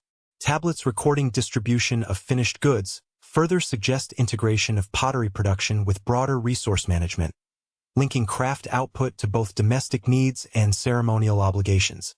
Luxury crafts, including jewelry, inlays, and ivory work, were concentrated in palatial workshops and closely associated with elite consumption and ceremonial use. Administrative records show allocations of raw materials and finished items for ritual purposes or gift exchange, highlighting the political and social significance of crafted objects. These goods reinforced hierarchical relationships, signaling status and facilitating elite networks both within and beyond Mycenaean centers. The spatial organization of workshops within citadels and surrounding estates facilitated supervision and efficiency. Separate rooms, dedicated furnaces, looms, and storage areas allowed specialized laborers to work under direct palace oversight while ensuring materials and finished goods were carefully tracked. Archaeological layouts at Pylos and Tiryns show repeated construction and reorganization of these spaces, reflecting ongoing attention to production standards and administrative control. Craft specialization reinforced social stratification. The palace controlled access to raw materials, workshop assignment, and output distribution. Skilled artisans and laborers were dependent on the palace for their work and sustenance, integrating economic production with hierarchical authority. Linear B tablets show detailed rationing and allocations for both male and female workers, underlining the intersection of labor, administration, and social order. Centralized production also facilitated long-distance exchange. Standardized textiles, metal implements, and luxury goods could be redistributed across the Aegean or exported to neighboring regions, extending Mycenaean influence. The combination of bureaucratic oversight, technical skill, and material control allowed the palace to use craft output as both a domestic resource and a tool of diplomacy and economic leverage. By the late 2nd millennium BCE, palatial workshops had transformed raw resources into instruments of authority. The systematic organization of textile, metal, ceramic, and luxury production supported elite consumption, ritual activity, and interregional trade. Craft specialization not only met practical needs but also reinforced the administrative, social, and political structures of the Mycenaean state. The production of standardized goods created surpluses that became instruments of exchange, linking Mycenaean centers to wider trade networks and enabling economic and political influence throughout the Aegean and Eastern Mediterranean. Mycenaean Greece was deeply embedded in Mediterranean exchange. Archaeological and textual evidence demonstrates that palatial centers maintained extensive networks connecting the Aegean with Egypt, Anatolia, Cyprus, and the Levant, linking production, diplomacy, and elite consumption. Evidence for Mycenaean trade derives from both material and textual sources. Shipwreck cargoes, such as those off Eulubrin and Cape Gelidonia, contain imported metals, glass, and luxury goods, while excavations at palatial centers reveal imported pottery, seals, and exotic materials. Linear B tablets and Near Eastern texts reference Ahiawa, widely interpreted as Mycenaean polities, confirming that these centers were recognized trading partners in international exchange. Trade was thus structured, politically mediated, and closely tied to elite oversight rather than spontaneous market activity. Mycenaean exports included agricultural products, ceramics, and possibly textiles. Olive oil and wine, produced under palace supervision, were primary commodities for exchange, distributed either as bulk supplies or in storage vessels designed for long-distance transport. Fine ceramics and decorated wares, produced in standardized workshops, served both utilitarian and prestige purposes. These goods reached foreign courts and urban centers, reflecting the dual economic and political functions of Mycenaean exports. Imported goods were similarly selective and elite-controlled. Metals, particularly copper, tin, and gold, were essential for weapons, tools, and luxury items, while exotic stones, ivory, and glass were used in palace workshops to produce high-status objects. Such imports supplemented local resources, enabling the palace to maintain craft production, ritual requirements, and diplomatic gifting, demonstrating the strategic integration of trade into statecraft. Shipwrecks provide tangible evidence of the scale and sophistication of maritime exchange. The Eulubrin cargo, for example, included copper and tin ingots, Canaanite jars, and luxury items from multiple regions, indicating that Mycenaean merchants or intermediaries were part of complex, multi-leg trading systems. Archaeological analysis of pottery styles, weights, and inscriptions confirms the participation of Mycenaean centers in these networks, highlighting their capacity to mobilize and redistribute both raw materials and finished goods. Trade networks were politically motivated and elite-controlled. Linear B tablets and palace inventories suggest that exchanges were orchestrated to support palatial objectives, securing raw materials, obtaining prestige goods, and maintaining diplomatic ties. The coordination of production, storage, and shipment ensured that trade reinforced central authority rather than functioning as an independent commercial system. Mycenaean trade extended throughout the Aegean, facilitating interaction with Cycladic islands, Crete, and Anatolian coastal settlements. Contacts with Cyprus and the Levant provided access to metals, resin, and luxury materials, while Egyptian texts acknowledge gifts and commercial exchanges involving Mycenaean intermediaries.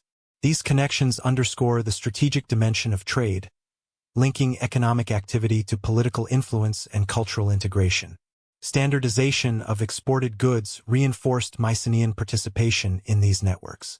Textiles, pottery, and processed agricultural products conformed to palatial specifications, ensuring that shipments met both functional and ceremonial requirements in foreign contexts. This standardization strengthened the palace's reputation, enabled controlled distribution, and facilitated the logistical management of interregional trade. Trade wealth, accumulated through surplus and elite-directed exchange, reinforced palatial redistribution systems. Imported metals and luxury goods were integrated into craft workshops, supporting production of weapons, adornments, and ceremonial objects. Agricultural and artisanal surpluses circulated through administrative networks, supplying both domestic consumption and tribute obligations. By concentrating economic resources, trade enhanced both the operational efficiency and political legitimacy of the Mycenaean palace.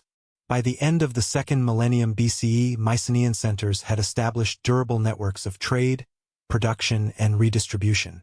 These connections linked the Aegean to the wider Mediterranean world, enabling palatial elites to secure resources, maintain craft specialization, and assert political influence. The interdependence of trade, administration, and ideology highlights the integrated nature of Mycenaean economic systems, in which maritime exchange was inseparable from centralized authority. The accumulation of trade wealth and strategic resource control allowed palatial centers to reinforce internal redistribution, support elite consumption, and expand the administrative, ritual, and military apparatus that sustained Mycenaean civilization at its height. Military power defined Mycenaean leadership. Weapons, armor, and chariots were not only tools of war, but also symbols of elite status, reinforcing social hierarchy and palace authority. Archaeological evidence demonstrates that Mycenaean martial culture was closely linked to elite identity. Richly furnished shaft graves, particularly grave circles A and B at Mycenae, contain bronze swords, spears, daggers, and boar's tusk helmets. These grave goods indicate that the warrior elite derived status both from skill in combat and from possession of prestigious weaponry. The distribution of such items underscores the centrality of martial prowess in defining social ranking. Bronze swords and spears exhibit technological sophistication, including riveted handles, leaf-shaped blades, and specialized casting techniques. Metallurgical analysis shows that palatial workshops controlled production, ensuring both quality and standardization. Linear B tablets recording allocations of bronze and tin confirm that resources for weapon manufacture were managed centrally, reflecting the integration of military capability with administrative oversight. Helmets constructed from boar's tusks represent both functional protection and symbolic authority. Frescoes and artistic depictions emphasize their association with elite warriors, suggesting that their display reinforced identity and social distinction. The ceremonial and martial use of such helmets highlights the intersection of ritual, status, and warfare, situating combat within broader cultural and hierarchical frameworks. Chariots were another instrument of military and social prestige. Linear B records, combined with frescoes from Pylos and Tiryns, depict the deployment of light war chariots for both transport and combat. Chariots required substantial resources, including specialized timber, bronze fittings, and trained personnel, indicating palace control over both production and operation. Their use signaled elite authority on the battlefield, reinforcing the connection between martial skill and hierarchical status. The organization of weaponry and armor reflects stratified access to martial resources. Ordinary laborers and farmers were unlikely to possess bronze swords or protective helmets, while elites maintained personal arsenals curated by the palace. This concentration of equipment within a privileged group underscores the role of military identity in sustaining social hierarchy and reinforcing centralized power. Training and expertise were likely cultivated through apprenticeship and controlled participation in palace-led military exercises. Frescoes showing armed figures in formalized postures suggest the codification of combat techniques, while linear B allocations of rations for warriors indicate logistical support for prolonged campaigns. The integration of training, provisioning, and elite status demonstrates how military capacity was systematized under palace authority. Weapons and armor also carried ideological significance.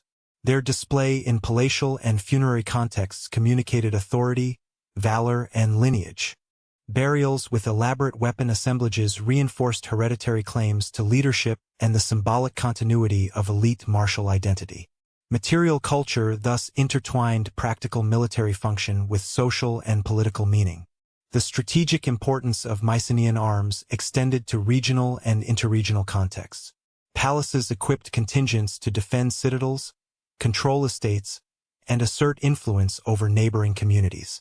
Bronze weaponry, chariots, and armor provided both offensive capability and the visual reinforcement of elite authority.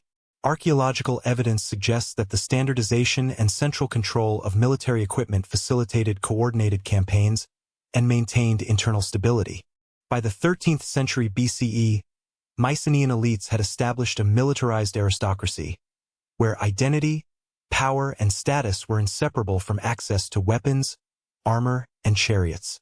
Centralized control of production and allocation ensured that military strength was concentrated among the palace and its elite supporters, reinforcing social stratification and administrative oversight. The connection between martial identity and hierarchical authority also influenced broader cultural norms. Warrior status dictated ceremonial roles, funeral privileges, and political influence, while palace oversight regulated the production, distribution, and symbolic deployment of military resources. Military power, therefore, was simultaneously practical, social, and ideological, underpinning the political stability of Mycenaean centers. The presence of skilled warriors and elite-controlled weaponry necessitated permanent fortifications. Citadel walls, gateways, and defensive architecture emerged as structural complements to military organization, protecting both the palace and the administrative, ritual, and productive functions it oversaw. Stone walls reshaped the political landscape. Mycenaean citadels were fortified with massive cyclopean masonry, reflecting both the practical demands of defense and the symbolic assertion of elite power. Archaeological excavations at Mycenae, Tiryns, and Medea reveal extensive fortification systems constructed between the 15th and 13th centuries BCE. These cyclopean walls, composed of irregular but tightly fitted limestone blocks, sometimes exceeding 6 meters in thickness, were engineered to withstand both siege and environmental pressures. Their scale and durability indicate a combination of technical skill, organized labor, and centralized planning. The placement of fortifications demonstrates strategic consideration of terrain. Citadels were typically situated on elevated ground, with natural slopes enhancing defensibility. Gates, ramps, and wall angles were designed to control access, maximize visibility, and create tactical advantage against potential attackers. Archaeological surveys of Tiryns reveal multiple gates and bastions aligned to exploit natural topography, emphasizing the interplay between landscape and human engineering.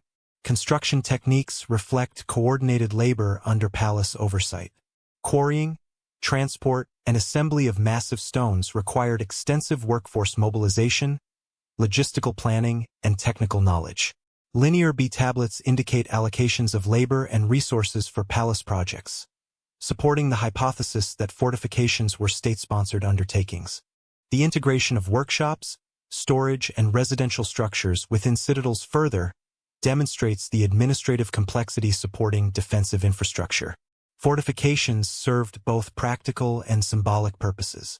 While providing protection against external threats, the massive walls communicated elite authority and deterrence.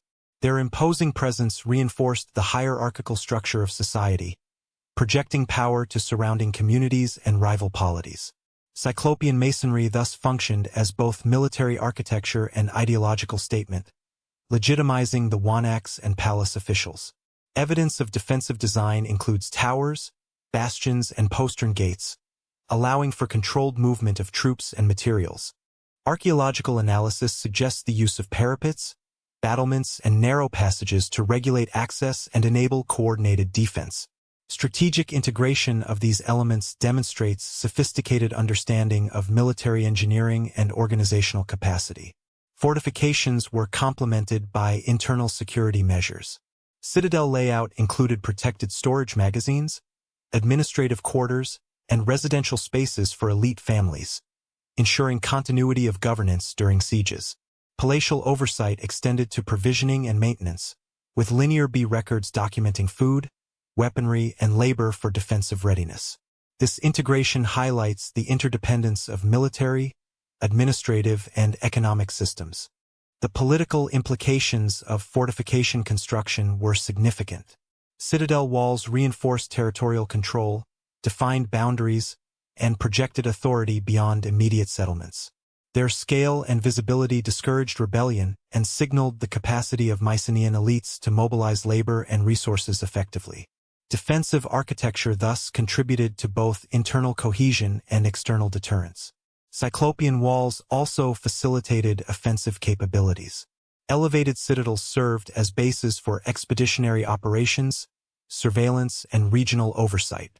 Archaeological evidence suggests that fortified centers coordinated raiding or trade enforcement, reflecting a combination of defensive and strategic utility. The walls enabled the palace to project power locally and prepare for wider campaigns, linking fortifications to broader military strategy. By the late 2nd millennium BCE, fortifications had become a defining feature of Mycenaean political and military organization. Their construction, maintenance, and functional integration with palatial administration demonstrate how military capacity and architectural sophistication reinforced elite authority. Citadel walls were not isolated structures. They were central to the coordination of labor, resources, and defense. The combination of skilled warriors and strategically fortified citadels enabled Mycenaean elites to undertake overseas expeditions and assert influence across the Aegean. Military capability thus became both a defensive necessity and a precondition for maritime expansion and long-distance engagement. Mycenaean expansion was strategic, not imperial. Rather than establishing a contiguous empire, Mycenaean centers extended influence across the Aegean through garrisons, diplomatic alliances, and control of trade networks. Material evidence indicates Mycenaean activity in Crete, the Cycladic Islands, and western Anatolia. Excavations at Knossos reveal a layer of Mycenaean-style pottery and administrative tablets, suggesting significant mainland presence after 1450 BCE. Similarly, Cycladic sites show imported ceramics, weaponry, and architectural motifs indicative of Mycenaean influence. In western Anatolia, Linear B archives and Hittite texts refer to a Hiawa, widely interpreted as Mycenaean polities, demonstrating recognition of their political and military activity in the region. Mycenaean expansion relied on fortified settlements, outposts, and controlled ports rather than territorial conquest in the modern sense. Archaeological remains of citadels and garrisons on strategic islands indicate that the palace dispatched personnel to secure trade routes, monitor resources, and maintain political leverage. These positions allowed the Mycenaeans to regulate maritime exchange while projecting influence without the logistical burden of administering distant territories directly. Trade and resource control were central to expansion. Mycenaean elites established commercial dominance by linking local production with palatial redistribution networks. Ports and settlements under Mycenaean influence facilitated export of olive oil, ceramics, and crafted goods while securing imports of metals, luxury items, and raw materials from Crete, Anatolia, and the Levant. This economic integration reinforced political authority, allowing elites to consolidate power without permanent occupation. Military capacity enabled enforcement of these networks. Citadel walls, garrisoned outposts, and mobile warrior contingents ensured both protection of trade routes and compliance among subordinate communities. Frescoes and grave goods indicate that armed elites accompanied trade missions, while Linear B tablets document the distribution of weapons and rations for personnel assigned to these strategic functions. Military presence thus reinforced the economic and diplomatic aspects of Mycenaean expansion. Diplomatic strategies complemented military and economic measures. Alliances with local elites, intermarriage, and ritual exchange helped stabilize influence in distant regions. Evidence from Cycladic and Cretan sites shows continuity of local traditions alongside Mycenaean administrative and material markers, suggesting negotiated integration rather than direct imposition of control. This approach minimized resistance while extending the reach of palatial authority. The nature of Mycenaean dominance in western Anatolia is corroborated by Hittite correspondence. Texts referencing Aegean describe diplomatic interactions, including demands, negotiations, and conflict resolution, indicating that Mycenaean polities were recognized as regional powers with capacity to influence local affairs. Archaeological evidence, including imported pottery and weapons, supports the presence of Mycenaean activity along coastal settlements, emphasizing influence through presence and partnership rather than continuous territorial occupation. Expansion reinforced hierarchical structures within the Mycenaean world. Elites responsible for overseas operations exercised authority over local populations, resource flows, and strategic installations. The coordination of garrisons, trade, and tribute required robust administrative systems, integrating distant operations into the central palace economy. This combination of military oversight, economic management, and diplomacy illustrates the systemic nature of Mycenaean influence. By the 13th century BCE, Mycenaean dominance across the Aegean had reached its height. Strategic outposts, fortified citadels, and coordinated trade networks enabled centers such as Mycenae, Pylos, and Tiryns to extend political and economic influence far beyond mainland Greece. The Mycenaeans did not establish a contiguous empire. Rather, their power was exercised through selective control of resources, strategic presence, and elite-managed networks of obligation. The expansion of Mycenaean influence had significant consequences for both security and internal administration. Exposure to distant conflicts, the need to protect maritime networks, and the coordination of garrisons increased demands on palace resources. Elites had to balance military commitments with agricultural production, craft specialization, and ritual obligations, highlighting the interdependence of economy, administration, and military capacity. While strategic expansion increased wealth and influence, it also heightened vulnerability to external pressures. The extended networks, garrisoned outposts, and trade dependencies established by Mycenaean centers ultimately amplified exposure to conflict, contributing to the challenges that would characterize the civilization's decline in the late 12th century BCE. Mycenaean Greece was never politically unified. Despite shared language, religion, and administrative systems, individual palaces operated as autonomous centers competing for territory, resources, and influence. Archaeological evidence demonstrates persistent rivalry among major Mycenaean centers such as Mycenae, Pylos, Tiryns, and Thebes. Destruction layers across citadels, often dated between the 14th and 12th centuries BCE, suggest episodes of internal conflict or coordinated assaults among neighboring polities. At Mycenae, for instance, rebuilding of fortification walls and construction of additional bastions coincides with evidence of previous violent destruction, indicating both defensive adaptation and ongoing intersite competition. Fortification upgrades and architectural modifications also reflect anticipation of conflict. At Tiryns, Cyclopean walls were thickened, gates reinforced, and towers added during the Late Bronze Age. Similar patterns appear at Pylos, where megaron complexes and defensive structures were expanded. These architectural investments required substantial mobilization of labor and resources, suggesting that the threat posed by rival Mycenaean centers was taken seriously and integrated into palace planning and administration.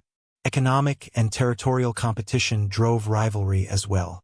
Control over arable land, pastures, coastal ports, and resource-rich sites was essential for sustaining palatial economies.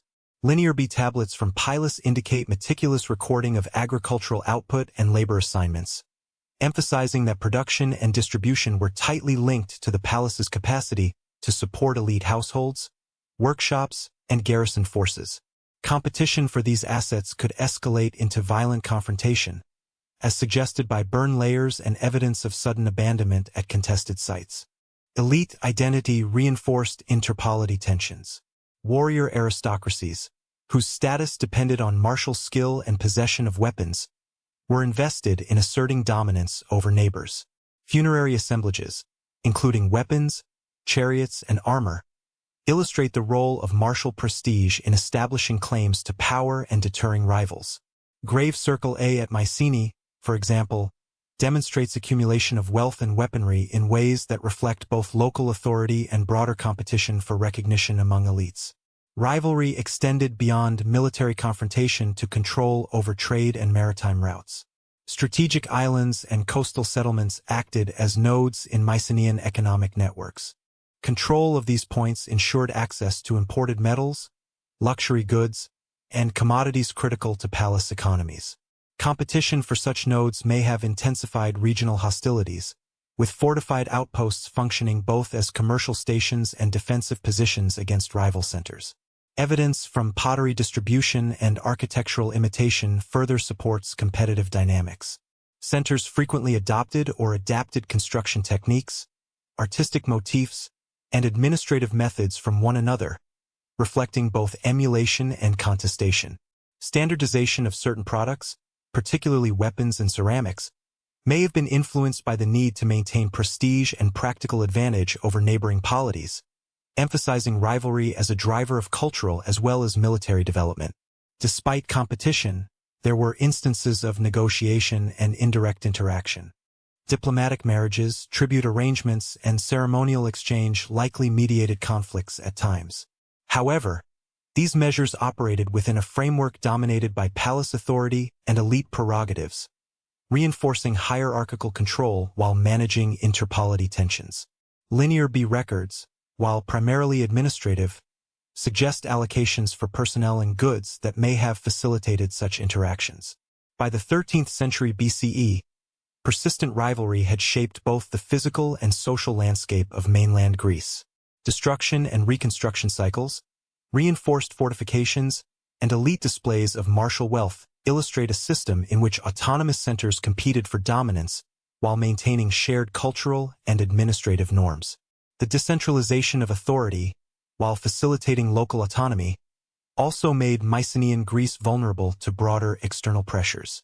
Competition among Mycenaean centers extended the reach of conflict beyond Greece itself. Engagements with distant polities, control over strategic trade nodes, and the mobilization of armed contingents set the stage for military ventures in the wider Aegean, including the campaigns traditionally associated with the Trojan narrative. Mycenaeans appear in Near Eastern diplomacy. Hittite correspondence mentions a polity called a Hiewa, widely interpreted as linked to Mycenaean Greece, providing rare textual evidence of mainland elites interacting with Anatolian powers. Hittite archives from Hattusa, primarily the Tawagalawa letter, the Milawata letter, and other diplomatic texts, reference a Hiewa in contexts of treaty negotiation, territorial disputes, and conflict mediation. Scholars generally identify a Hiewa with Mycenaean polities, although debates persist regarding the exact nature and extent of their involvement. The letters describe the sending of envoys, demands for restitution, and acknowledgement of a Hiewan influence over Western Anatolian cities, indicating that Mycenaean centers were recognized as significant political actors beyond the Aegean. Material evidence complements textual sources. Archaeological sites along the western coast of Anatolia, including Miletus and Troy, contain Mycenaean-style pottery, architecture, and metalwork. These imports and imitations suggest active exchange, possibly linked to political or military missions. Linear B-style administrative practices, reflected in standardized production and palatial oversight, may have been deployed to support these overseas operations, emphasizing the integration of administration with foreign engagement. Mycenaean presence in Anatolia appears to have been selective rather than permanent. Fortified settlements, trading posts, and temporary garrisons facilitated control of strategic nodes without establishing full territorial governance. Excavated layers at Troy 6 and VIA show evidence of Mycenaean material culture, but also continuity of local Anatolian traditions, suggesting a negotiated or imposed influence rather than outright occupation. The Hittite texts provide context for understanding Mycenaean political strategy. References to Achaean envoys, territorial demands, and military campaigns indicate that Mycenaean centers were capable of projecting power and engaging in diplomatic negotiation. For example, the Tawagalawa letter addresses restitution of a territory and acknowledges Achaean oversight, reflecting both military capability and recognized legitimacy in foreign affairs. Scholarly debates focus on the identification of a Hiewa and the extent of Mycenaean influence. While most agree that the term refers to one or more Aegean polities, Interpretations vary regarding whether it represents a single kingdom centered on Mycenae or a coalition of centers including Pylos, Tiryns, and other mainland sites. Archaeological evidence of imported pottery, bronze, and luxury goods supports a model of coordinated influence, while textual references underscore formalized diplomacy and interaction with Anatolian powers. These overseas engagements were intertwined with trade, resource acquisition, and strategic positioning. Control over Western Anatolian ports and cities provided access to metals, timber, and other commodities vital for palace economies. Mycenaean elites leveraged both military presence and diplomatic arrangements to secure these assets, integrating external engagement into the broader economic and administrative framework of the palatial system. Evidence also suggests military action accompanied diplomatic efforts. Hittite texts mention potential conflicts and obligations of restitution, implying that Mycenaean polities exercised armed force or the threat of it to enforce claims. This combination of diplomacy and martial capacity reflects the strategic sophistication of Mycenaean external policy, linking overseas activity directly to palace organization, resource management, and elite authority. By the late 13th century BCE, the Mycenaeans had established a pattern of overseas influence in Anatolia that was both selective and strategically managed.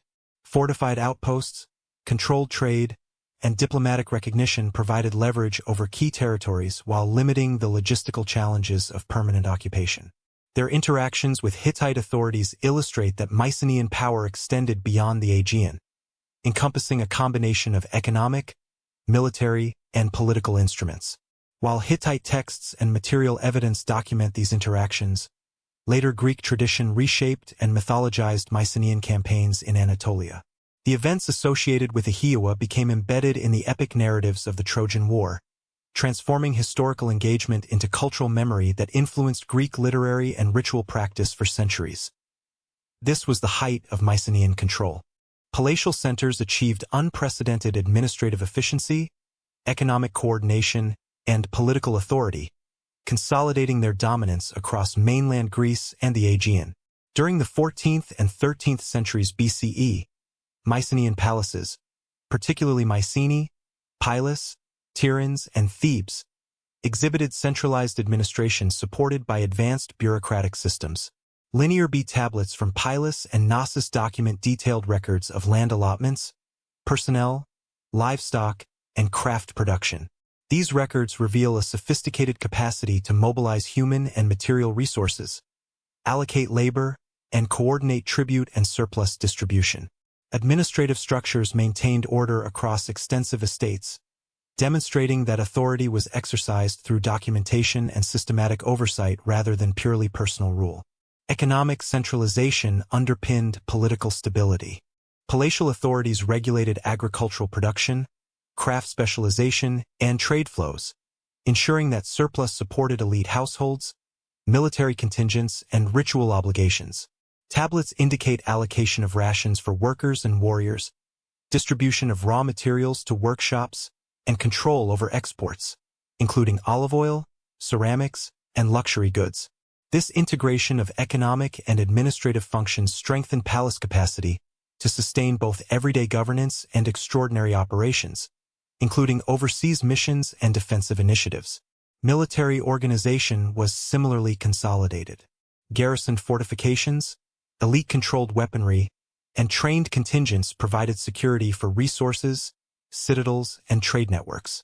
Coordination of labor, provisioning, and strategic placement of personnel illustrates that military capacity was an integral aspect of administrative centralization. The interdependence of economic, military, and bureaucratic structures allowed palaces to respond efficiently to both internal and external challenges. Cultural and ideological cohesion reinforced this centralization. Palaces served as centers for ritual, ceremonial display, and symbolic authority. Frescoes, throne rooms, and sanctuaries projected elite identity and reinforced loyalty. Religious observances, documented in Linear B records and material culture, were intertwined with administrative practice, embedding palace authority within both economic and spiritual frameworks. The accumulation of wealth during this period facilitated monumental construction projects. Cyclopean fortifications, expanded megaron complexes, storage magazines, and administrative quarters reflect both the capacity and intention to centralize resources physically and symbolically.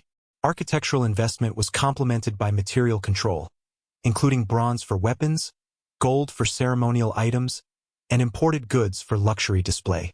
These initiatives signaled both practical power and legitimized elite status, consolidating authority in ways visible to subjects and rivals alike. Trade and diplomacy extended the influence of centralized palaces beyond mainland Greece. Strategic connections with Crete, the Cyclades, Western Anatolia, and the Levant enabled controlled access to metals, luxury goods, and agricultural commodities.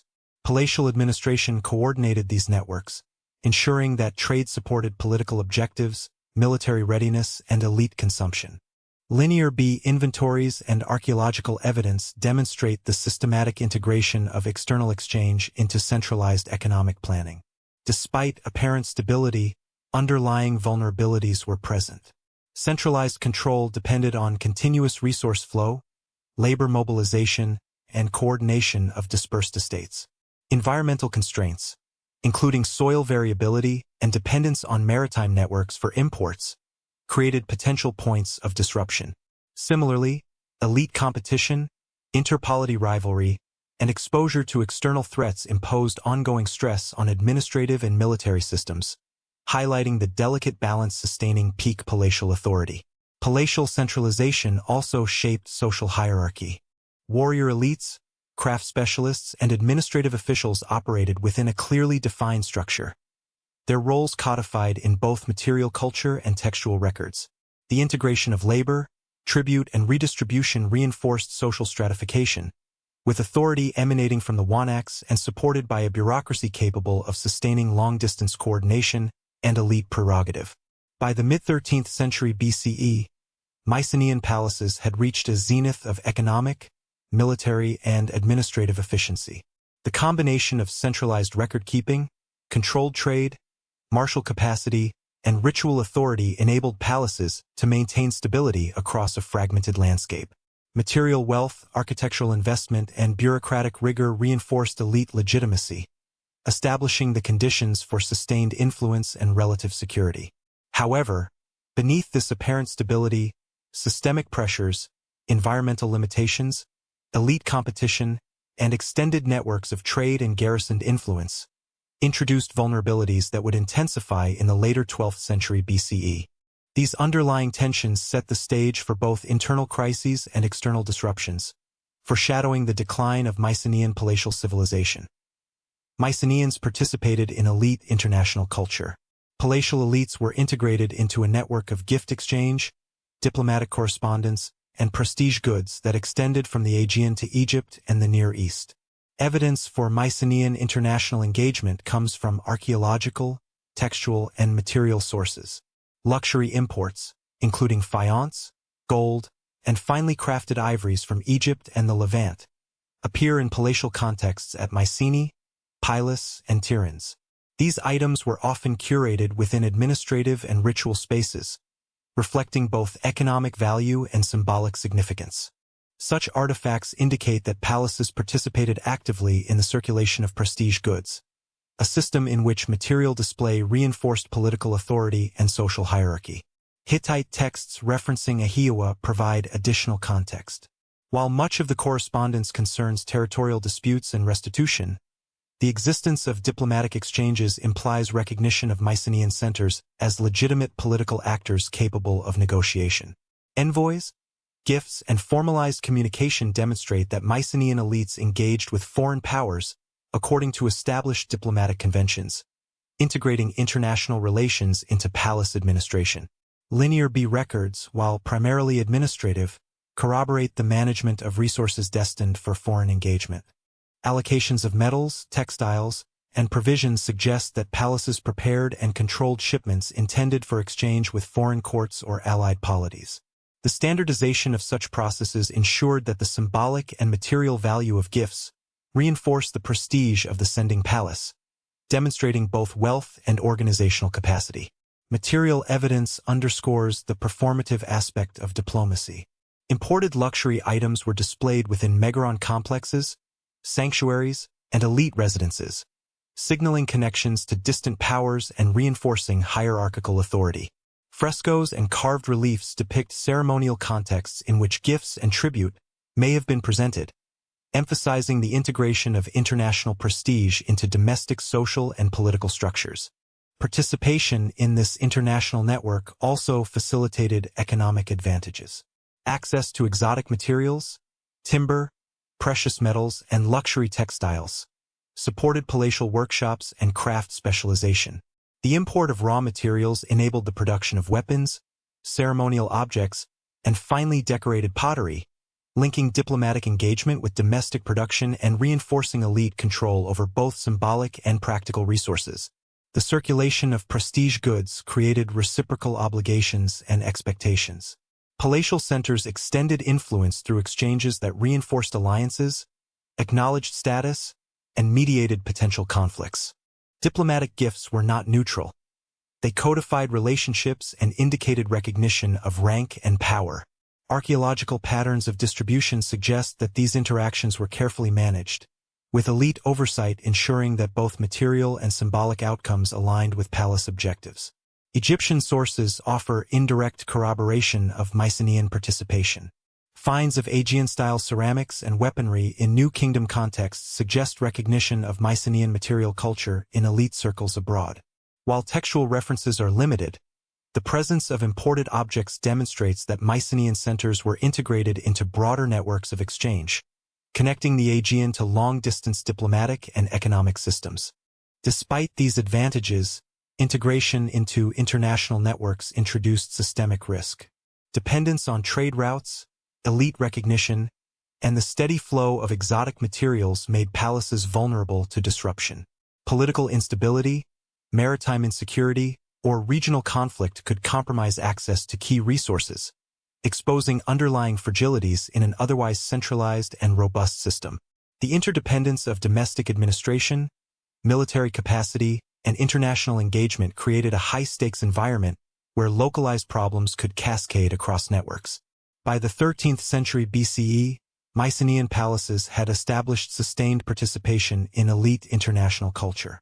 Diplomatic exchange, gift circulation, and access to prestige goods reinforced social hierarchy, political authority, and economic capacity. Material evidence demonstrates both the practical and symbolic dimensions of these interactions, situating Mycenaean centers within a network of interconnected polities stretching across the eastern Mediterranean. The complexity and interdependence of administration, trade, and diplomacy, while sustaining peak power, increased exposure to disruption. These systemic pressures, combined with environmental, political, and social vulnerabilities, would contribute to the cascading crises of the late 12th century BCE, signaling the eventual decline of Mycenaean palatial civilization. Fire marks the end of palatial Greece. Archaeological evidence across the mainland and Aegean demonstrates that Mycenaean centers experienced widespread destruction during the Late Bronze Age, signaling the disintegration of the palatial system.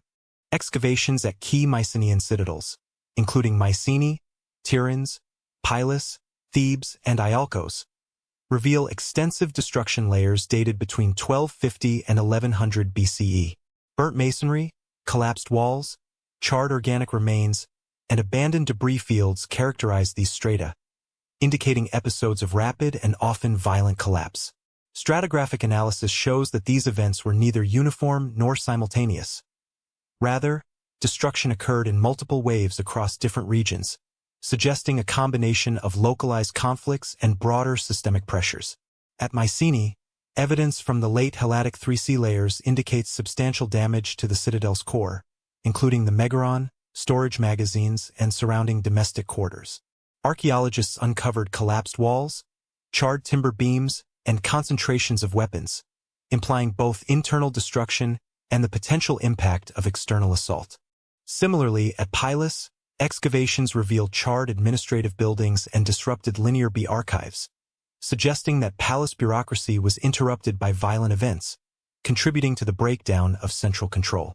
Tiryns and Thebes show comparable destruction horizons, with fortifications breached or partially collapsed and domestic areas abandoned abruptly. Artifactual evidence, including broken ceramics, scattered tools, and burnt organic material, indicates that these destructions were rapid and widespread. The distribution of damage across multiple sites points to interconnected processes, rather than isolated incidents, underscoring systemic vulnerability within the Mycenaean political and administrative network. Chronological analysis demonstrates a staggered sequence of collapse. Radiocarbon dating, pottery typology, and stratigraphic sequencing indicate that some centers experience decline earlier than others, reflecting regional variations in exposure to stressors. Coastal sites and palaces involved in long-distance trade appear particularly susceptible, likely due to dependence on maritime networks and external resources. Inland citadels, while also affected, exhibit slightly delayed destruction, suggesting that geographic position influenced the timing and intensity of collapse. Interpretive scholarship emphasizes the combination of internal and external factors. Archaeological evidence alone cannot fully determine causation. However, the synchronicity of destruction across multiple palaces suggests that local disturbances were compounded by wider disruptions. Internal conflicts, administrative overextension, labor mismanagement, and elite competition likely exacerbated vulnerabilities, while exposure to external raiding, migration pressures, and environmental challenges magnified the impact on already strained systems. Material remains further suggest that some destructions were deliberate. Burn patterns, concentrated collapse zones, and abrupt abandonment imply acts of intentional destruction, whether through warfare, rebellion, or palace seizure. At Pylos, charred linear B tablets indicate that administrative archives were lost suddenly, underscoring the severity of disruption. Similarly, Mycenaean cemeteries show reduced elite burial activity after 1200 BCE, indicating the collapse of traditional hierarchies and ritual authority. The broader Aegean context supports this interpretation. Sites in Crete, the Cyclades, and western Anatolia exhibit evidence of concurrent disruption, including reduction in imported Mycenaean goods, architectural abandonment, and shifts in local material culture. These patterns suggest that the palatial network, heavily reliant on interregional trade and centralized coordination, faced cascading failures when systemic pressures exceeded adaptive capacity. Despite widespread destruction, some continuity persisted at peripheral settlements.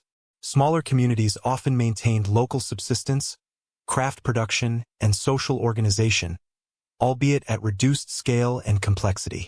These surviving populations preserved fragments of Mycenaean administrative practices, material culture, and ritual tradition, forming the substrate for early Iron Age societies in the Aegean.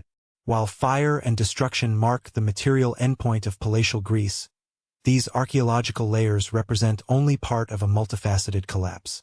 To understand the fall of Mycenaean civilization fully, it is necessary to examine the multiple causal factors, economic, environmental, social, and military, that collectively undermined palace authority and destabilized the broader regional system.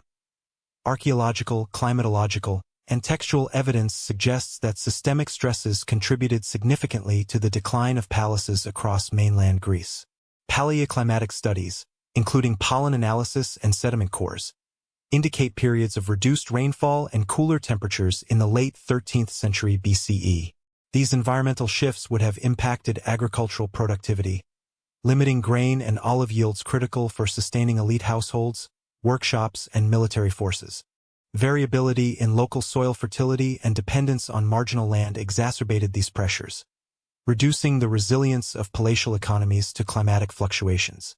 Economic strain was compounded by the complexity of palatial administration. The centralized system depended on precise labor allocation, controlled production, and redistribution of surplus. Linear B tablets from Pylos and Knossos document intricate resource management, but evidence from destruction layers and abandoned estates shows that disruptions in agricultural output, craft production, or trade could quickly cascade into systemic failure. As palaces struggled to maintain logistical coordination, elite authority and social cohesion weakened, increasing susceptibility to internal unrest. Social tensions likely played a role in destabilizing palace structures. Rigid hierarchies concentrated wealth and power in a narrow elite, while dependent workers, artisans, and peasants carried the burden of labor and tribute obligations. Archaeological indicators, such as abrupt abandonment of settlements, concentrated destruction in domestic areas, and discontinuity in burial practices, suggest episodes of local revolt or elite displacement. While direct evidence of rebellion is limited, the structural vulnerabilities of heavily stratified societies make internal conflict a plausible contributing factor. External pressures further stressed the Mycenaean system. Material culture, fortification upgrades, and Hittite correspondence indicate that palaces were engaged in military and diplomatic interactions with foreign powers, including Western Anatolia and the Levant. Disruption of trade networks, through conflict, piracy, or regional instability, would have deprived palaces of metals, timber, and luxury goods necessary for administrative, military, and ceremonial functions. The resulting isolation undermined both economic and political stability, compounding internal fragilities. Migration and raiding by groups outside the Mycenaean core may have intensified systemic collapse. Archaeological evidence from northern Greece and the Western Balkans indicates increased mobility during this period, with fortified settlements, weapon deposits, and changes in material culture suggesting movement of populations. While the scale and impact of these groups remain debated, their presence likely pressured palatial borders, diverted military resources, and heightened insecurity in already stressed regions. Cultural and administrative rigidity limited adaptive responses. Palatial systems, optimized for surplus extraction, craft coordination, and elite display, had limited flexibility to adjust to rapidly changing environmental or political conditions. Archaeological sequences demonstrate that palaces could rebuild after localized destruction, but recurrent stress, compounded by declining trade, environmental strain, and internal competition, exceeded their adaptive capacity. Administrative collapse, as indicated by burned Linear B archives and abandoned workshops, illustrates the vulnerability of highly centralized systems to multifactorial stress. The timing of collapse was uneven across the Aegean. Coastal palaces dependent on maritime trade often failed first, reflecting vulnerability to disruption of external exchange. Inland centers, while initially more insulated, ultimately succumbed as internal cohesion eroded, labor shortages increased, and elite authority diminished. The staggered sequence of destruction layers across Mycenae, Pylos, Tiryns, and Thebes reflects both local conditions and the interconnectedness of the broader palatial network. By integrating environmental, economic, social, and external factors, modern scholarship emphasizes that Mycenaean collapse was not the result of a single cataclysmic event. Rather, it was a protracted process of systemic failure, where multiple vulnerabilities, climate stress, resource mismanagement, internal unrest, and foreign pressures, interacted to erode palace authority.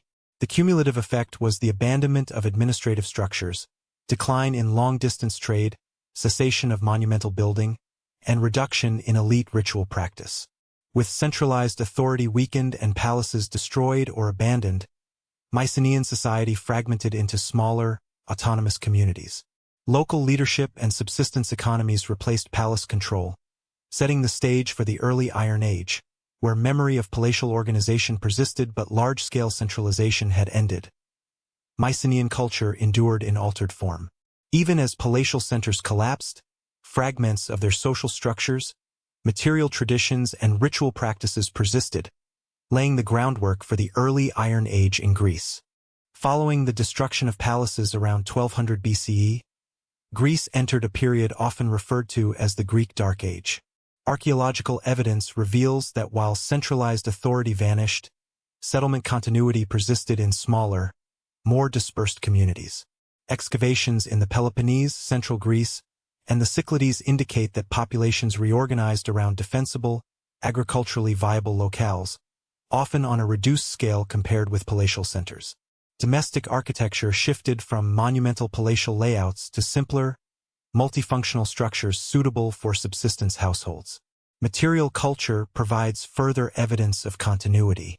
Pottery styles evolved gradually rather than disappearing abruptly. Early geometric and sub-Mycenaean ceramics retained decorative motifs, forms, and technical approaches rooted in Mycenaean traditions. Analyses of clay sources and manufacturing techniques suggest that local workshops preserved craft knowledge across generations, adapting production to smaller scales while maintaining recognizable stylistic elements. This continuity indicates that artisan knowledge, though decentralized, survived the collapse of palace-sponsored workshops. Burial practices also show partial survival of Mycenaean customs. While shaft graves and richly furnished elite burials largely ceased, cemeteries from the Dark Age reveal continued use of symbolic ceramic offerings, personal ornaments, and collective interment structures. These practices demonstrate a sustained cultural memory, reflecting both inherited ritual norms and adaptations to new social realities.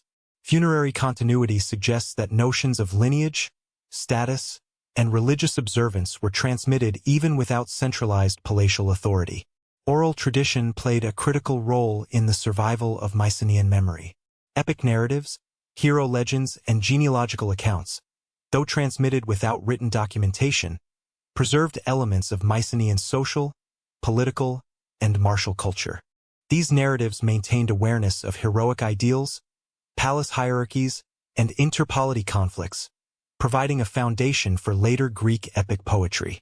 Archaeological and comparative studies indicate that these oral traditions were likely reinforced by surviving material culture and localized ritual practice, ensuring continuity of knowledge across centuries. Settlement patterns reveal adaptive responses to environmental and social pressures. Communities focused on diversified agriculture, pastoralism, and limited craft production, reflecting both the reduction of centralized redistribution and the need for resilience.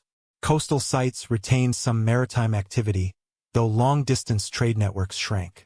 This localized adaptation allowed for survival in the absence of palace coordination, demonstrating the capacity of human communities to maintain cultural practices under reduced administrative and economic complexity. Evidence from imported goods also indicates continued, though limited, external connections.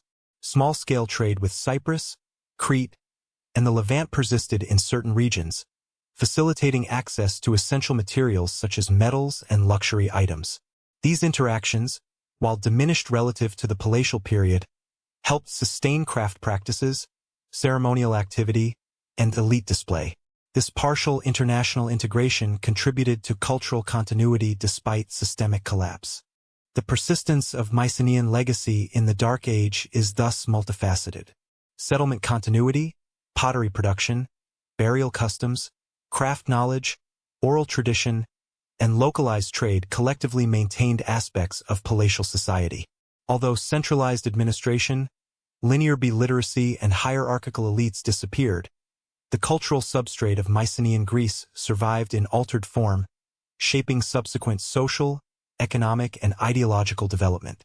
By the 9th century BCE, these surviving practices provided a bridge between late Bronze Age palatial systems and the emerging early Iron Age societies.